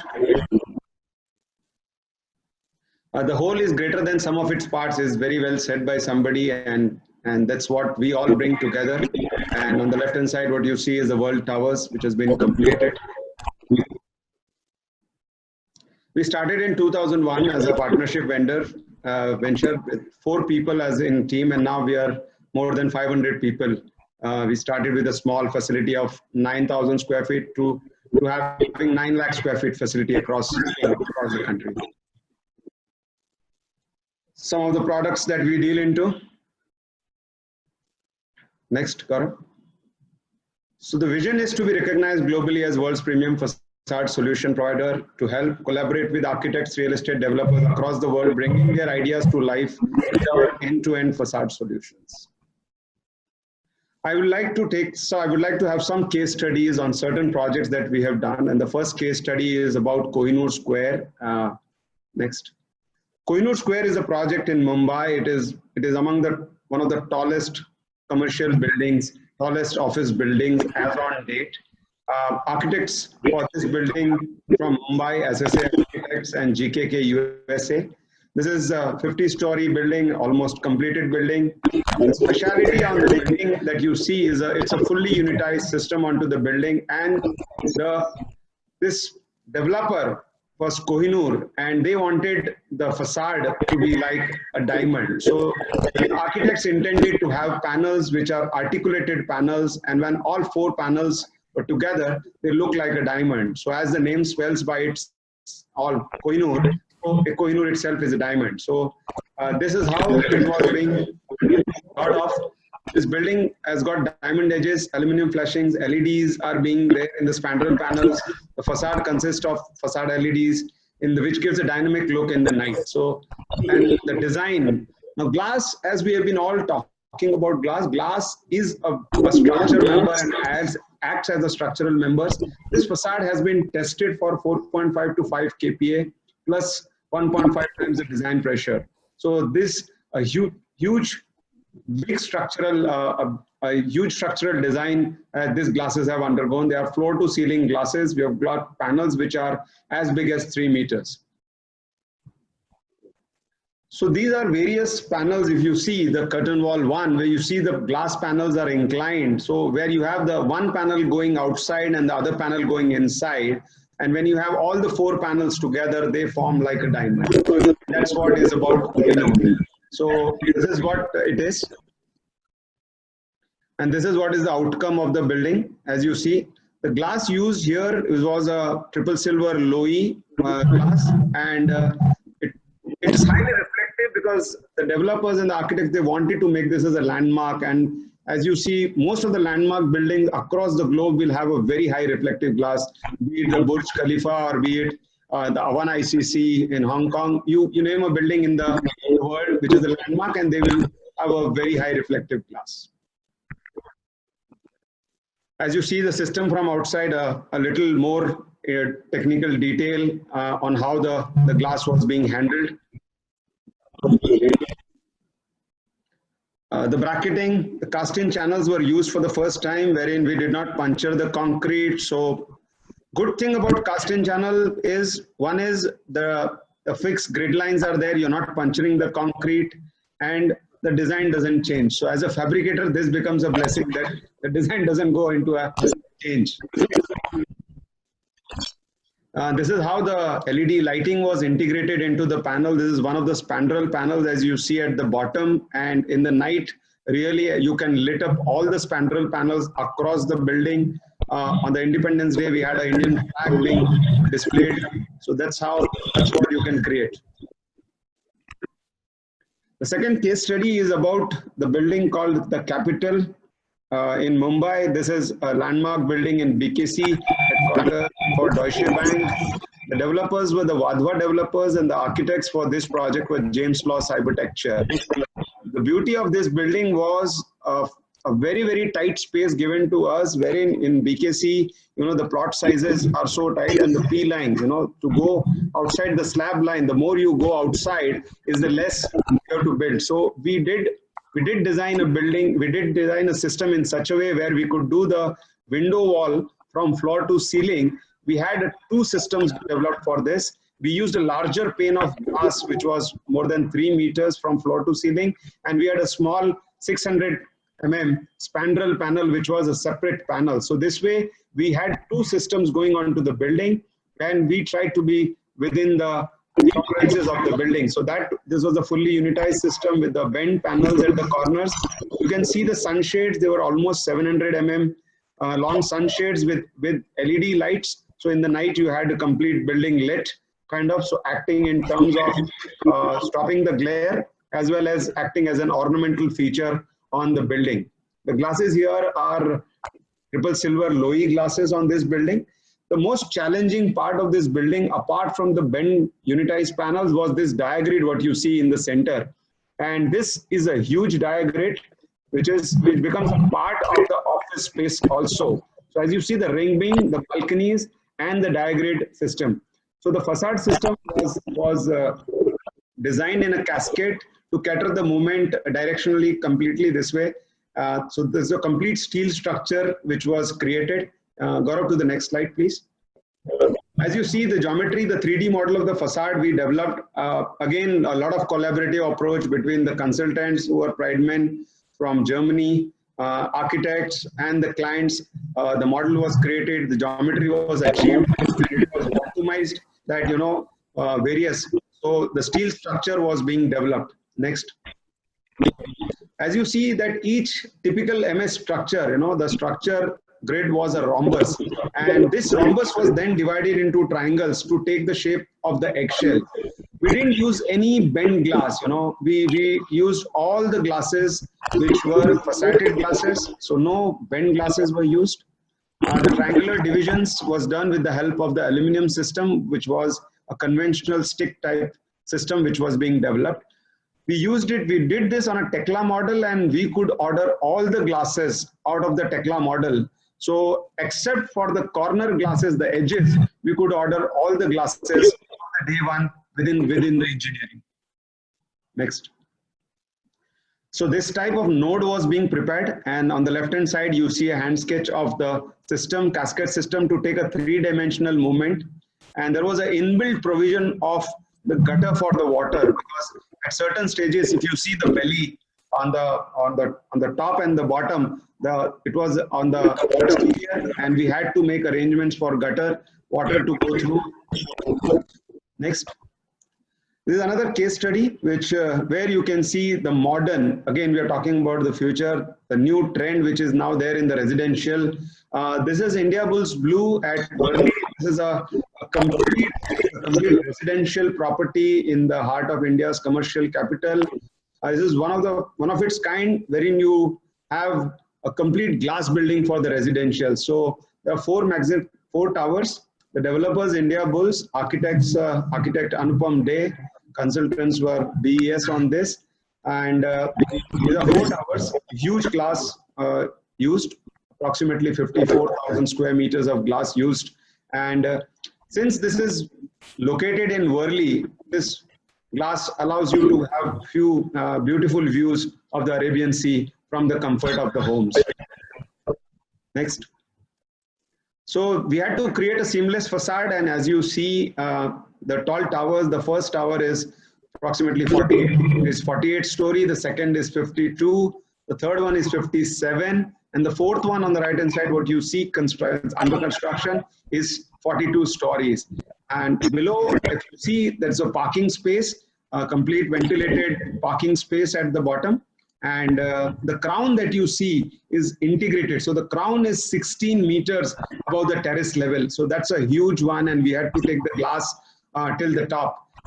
So again, we had a huge cantilever structure which we created at that.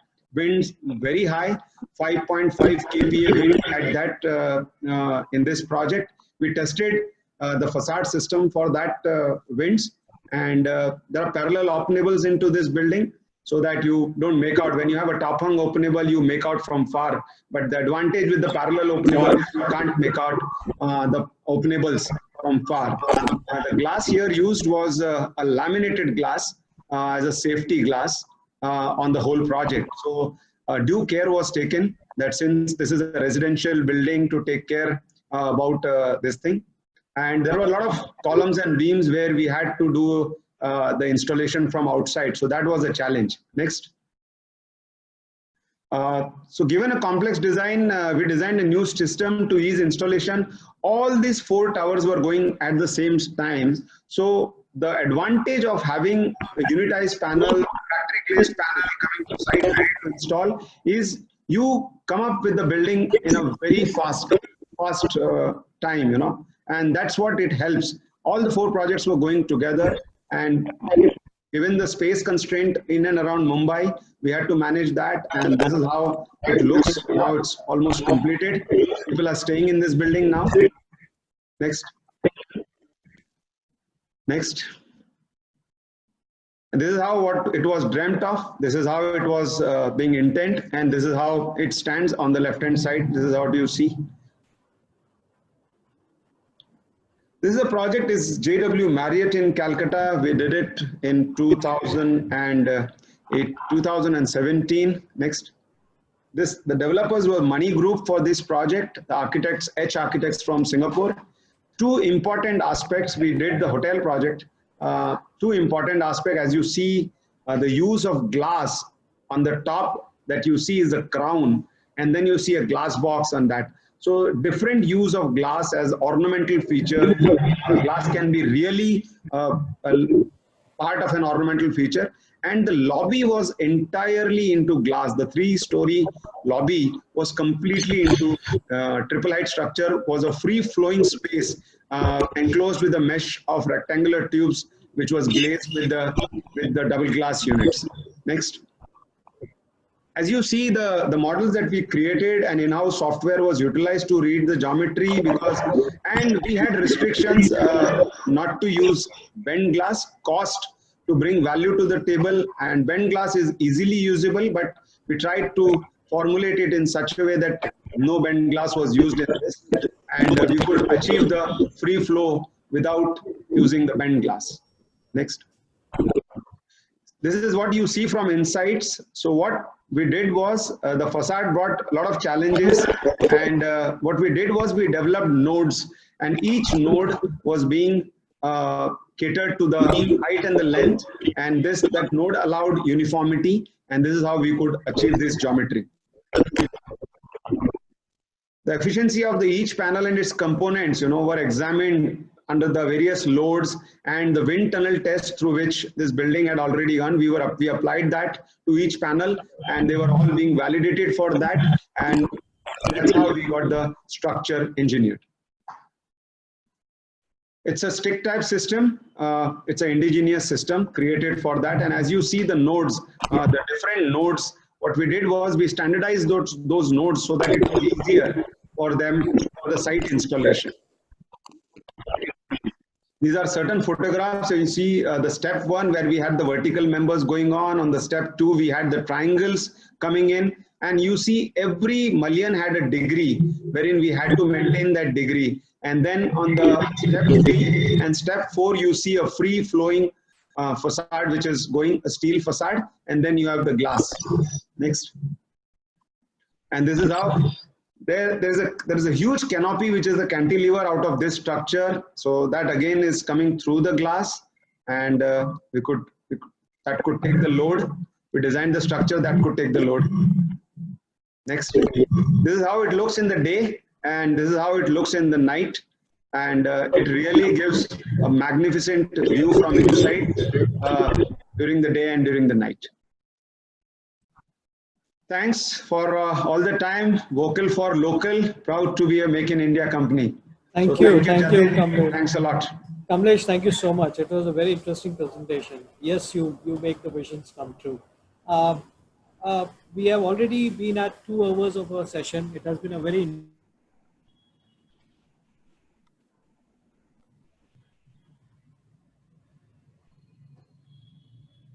I think Mr. Jatin is just frozen. Yeah, we can't hear Mr. Jatin. Yeah, but I think in the meanwhile, architect Shema has taken up some questions. I think I was chatting with Mr. Jatin on the side. Yeah, Mr. Jatin, please. Yeah, so there's a question for Sunil. You have that in the current, colored glasses which you showed to us, and in a current COVID situation, do you think it can be automated? It can have some kind of exposures? What's your views on that, Sunil? Hello, Sunil? Sunil, can you hear us? Yes, I can hear you. Can you hear me now? I'm sorry. Yeah, we can. No, it's fine. Perfectly fine. So COVID essentially has mentally disturbed a lot of us. it's brought us to a stage where, the fear factor is reigning high. Transparent environments and environments which are much more brightly lit, these are bound to create,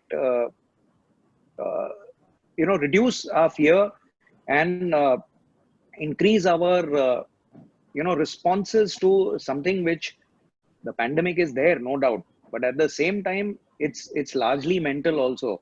It's continuously breathing down our neck. Physically, the environment glass will not be probably able to change as much, except of course for the fact that it is reflective, and on it, the virus doesn't settle. So from that point of view, if one looks at it as used within interiors, it's definitely a good thing to do to create that social distancing that one needs. At the same time, enhanced usage of glass itself is something that will bring a much more inspiring environment and a lot more reduction in the fear component. Wonderful. When it's not creating environments which are relatively dingy or based on a lot more artificial light. This is bound to create a much more happier scenario, and it'll work well. Thank you. Saurabhji, is the interior, for the interior usages, will the colored glasses get some kind of development in terms of automation? What's your view, Saurabhji, on this? You've done so much of work on this here. Well, in fact, I think it's an interesting question. I think we'll see a quantum leap really on the use of glass in interior applications going forward. I think so far what we've seen is very nascent actually. The sort of textures that are now available on glass, and and it's not only something that is permanent. Now you have glass which can change by sort of passing electric currents through the glass and things like that. So I think there will be I think Rajiv also mentioned that I think in the next 10 years we'll probably see a lot more happening on the interior use of glass and the possibilities available to the designers for that. On the color thing, though, one thing I would like to mention, and slightly also connected to the last question, is that what we found in our experience is that on residential projects, the end user likes to shy away from the use of colored glass on exterior surfaces. Because what happens is that, when you're living in a building, and especially when you're in your sort of home environment a lot more, you actually want to see the true color of the sky. If it's blue, you want to see it as blue. If it's gray, you want to see it as gray. So I think colored glass on exterior facades will be restricted to certain building types and not in all building types. Understood. Gautam, a question for you, that a lot of times we do test these glasses as facade engineers. We also ensure that we do a mock-up at lab test, but still the facades leak. What's your take on that? I mean, that's a pertinent question which has come on the chat box, and I thought I will direct that to you because you are a specialist on that. Why do that leaks? Right. Well, I mean, valid. of course, Kamlesh is also here, so he can join you, but... Yeah. I'll jointly bear that responsibility with Kamlesh as well. But I mean, glass as a material again can't be held responsible for leakages. I mean, we have glass interfacing with frames. We have glass interfacing as a system with the adjacent structures, etc. I think this glass as a material can't be blamed for it. It's basically how we put it together, how we use it in a system form. And where basically design plays a very important role. So people like us, people like Kamlesh, where we sit on drawings and detail it out just to make sure there's multiple barriers in the system. But I think the baton then gets passed on, the flame gets passed on to contractors, where they make sure that the implementation of the detail is done in the correct fashion. It's fabricated really well, assembled really well in the factory. And then the last victory lap in any execution is how well do you execute it on site. So I think that's again extremely important, and I'm sure Kamlesh will have a lot to add on that. Kamlesh, please add. This is a very I think a right solution, right engineering solution is a collaborative approach. Again, I know that's very, very important. First, the design has to be in place, the engineering has to be in place. Then it leads to workmanship and the site conditions. These are the two challenges which we face. I will be more than vocal on this platform to say that the kind of abuse that the facades go through during the installation in our country is really one should be worrying about, you know. Absolutely. Okay, Absolutely. as we try to do so much of things other than the site, we do marketing, we do this, we do that. But I think my question generally largely would be, are we ready? Are the buildings ready to take the facade? What is the right time to install the facade? You know, the conditions at site. We really need to look into that, and that also plays a large role when it comes to leakages and handling of facade. You know, another aspect is indigenous fit outs of apartments or offices, which is there, which happens in, especially in residential buildings. You know, each apartment is being you know, done by a fit out team and separately, and the air conditioning is not there, the AC is not there, so immediately all the screws of the openables are opened, the openables are kept aside. You know, we really need to get disciplined. You know, I'm being little vocal and about candid about No, this. no, We you're really you're need to look absolutely at right. Absolutely right. That's what Saurabhji also mentioned about Yes. collaborative approach. So that's very important, you know, and that somewhere that abuse also leads to a lot of problem to the residents or to the people who are into the glass buildings. Absolutely. Yeah. Can I add something which will probably Gautam, bring a big smile to Kamlesh's face? I think people normally don't realize the amount of engineering that goes behind putting a good curtain wall panel. And I always compare it to buying a brand new car and then just banging it into a wall or a pole right outside the showroom. People don't really understand that it's put together with the same amount of collaboration, same amount of love and care. There's at least 15 different elements that come together.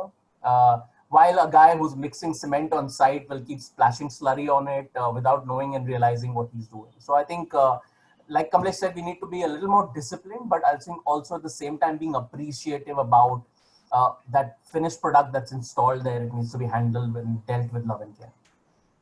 Rajivji, this one question for you. Thanks, Gautam. Rajivji, this one question for you. What do you see as a future of large format glass and dynamic glass in India? Of course, from Kamleshi, I'm diverting this question to you because you are an architect and you are looking at this in a much more larger way. So, what do you think? Is there a future for a very large format glasses in India, or dynamic view glasses? I think large format glasses are, you know, if you can do a large glass, you can reduce the framing, the elements which kind of cause the disturbance.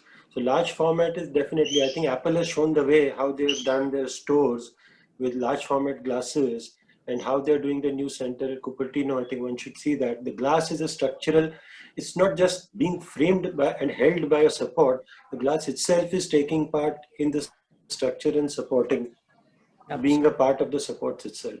So I think it gives, like what Apple did, everybody talks about the large format glass. So it's created an identity for them. It's expensive because, like Kamlesh can tell you, there are a lot of logistics involved in doing it. It's not just that I can draw it and you'll build it.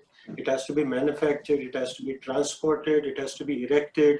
There's the calculations. We have specialists like Gautam who can take care of that. But I think definitely, you know, it's something that anything, you know, which is monumental or large, it is always, it appeals to the human beings, you know. So, I mean, without doubt, if you have all small glasses and then you do a building or something which is ceremonial in a large format glass, I think it will definitely appeal. We also heard about that building where you did glass floor to floor, you know, that's another thing people would like to you know, do. You can reduce the metal work in it, you can reduce the framing, and I think that is definitely a great thing to do.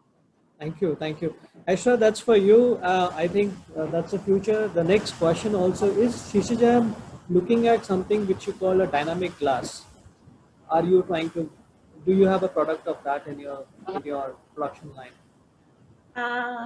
Yes, actually, the climate change is the biggest challenge we are facing in our planet, also in our profession. And we have a significant impact to turn our warm words to impactful actions. In our R&D center, which is based in Istanbul, every day we are working on new products. Dynamic glass is also the product range that we are working on. We have some joint venture about this soon, maybe next year. I will share in another webinar with you the details. Also, we are producing high performance double and triple silver products in our R&D center. At the moment, we have a wide product range, 67 different products, which are all developed by our R&D center. So with our wide product range, light transmission from 80%, from 20% in this wide range, we have products, and G value can start from 70 to 18%. We have a continuous work on new products. So maybe on the next webinars, I will share the details about our R&D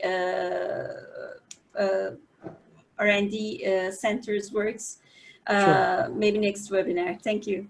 Thank you so much. I think, thank you so much to all of you. Gautam, do you want to add something? No, I think, Jatin, I just wanted to add that since we are talking on the future of the glass, there will be soon a huge dynamic glass project in Bangalore, which will be executed. It's almost through now. You will see that soon coming up in Bangalore itself. Wonderful, wonderful. So, we'll look forward to that. Look forward to that. I tried that in one of my projects, but it didn't work out eventually. No, I think it's already there. We are doing the VMUs. The most challenging part is over, where the clients have accepted it as a cost. So I think that's the most challenging part. So we are through of that, and that's through. And as a tenant, the client who's coming as a tenant has accepted it as a technology. So I think that's going to be a mix of a dynamic glass with technology, and Bangalore is going to witness that soon. Wonderful. That's great news. Yeah. Gaurav, you have something to add too? I think there were a lot of questions. I think they've been taken up. Just want to give a special thanks to the respected moderator, to the respected eminent panelists. We are grateful for the time and effort you took to share your thoughts and experiences. And a special thanks to our sponsor, Shishajan Flat Glass, for supporting this topic. You truly have made this a success. And for everyone who was the viewer here, we are sure this has enhanced the network, and this will be lucrative for you in the future. We are sure the cooperation with you will continue in the time ahead, and we look forward to the same. Thank you. Thank you. Thank you, Jatin. Thank you. All of you. Questions, but I request everybody to follow the Instagram handles or to get in touch with them. And I'm sure the eminent architects over here, Kamlesh ji, Mr. Gautam as well, and Mr. Jatin, I'm sure them or the teams will get back to you over the DM. Sure. Thank you all of you. Everybody. Please do take care, stay safe, and stay healthy. Safe. Thank you so much. Thank you. Bye-bye. Bye. Thank you, Gautam.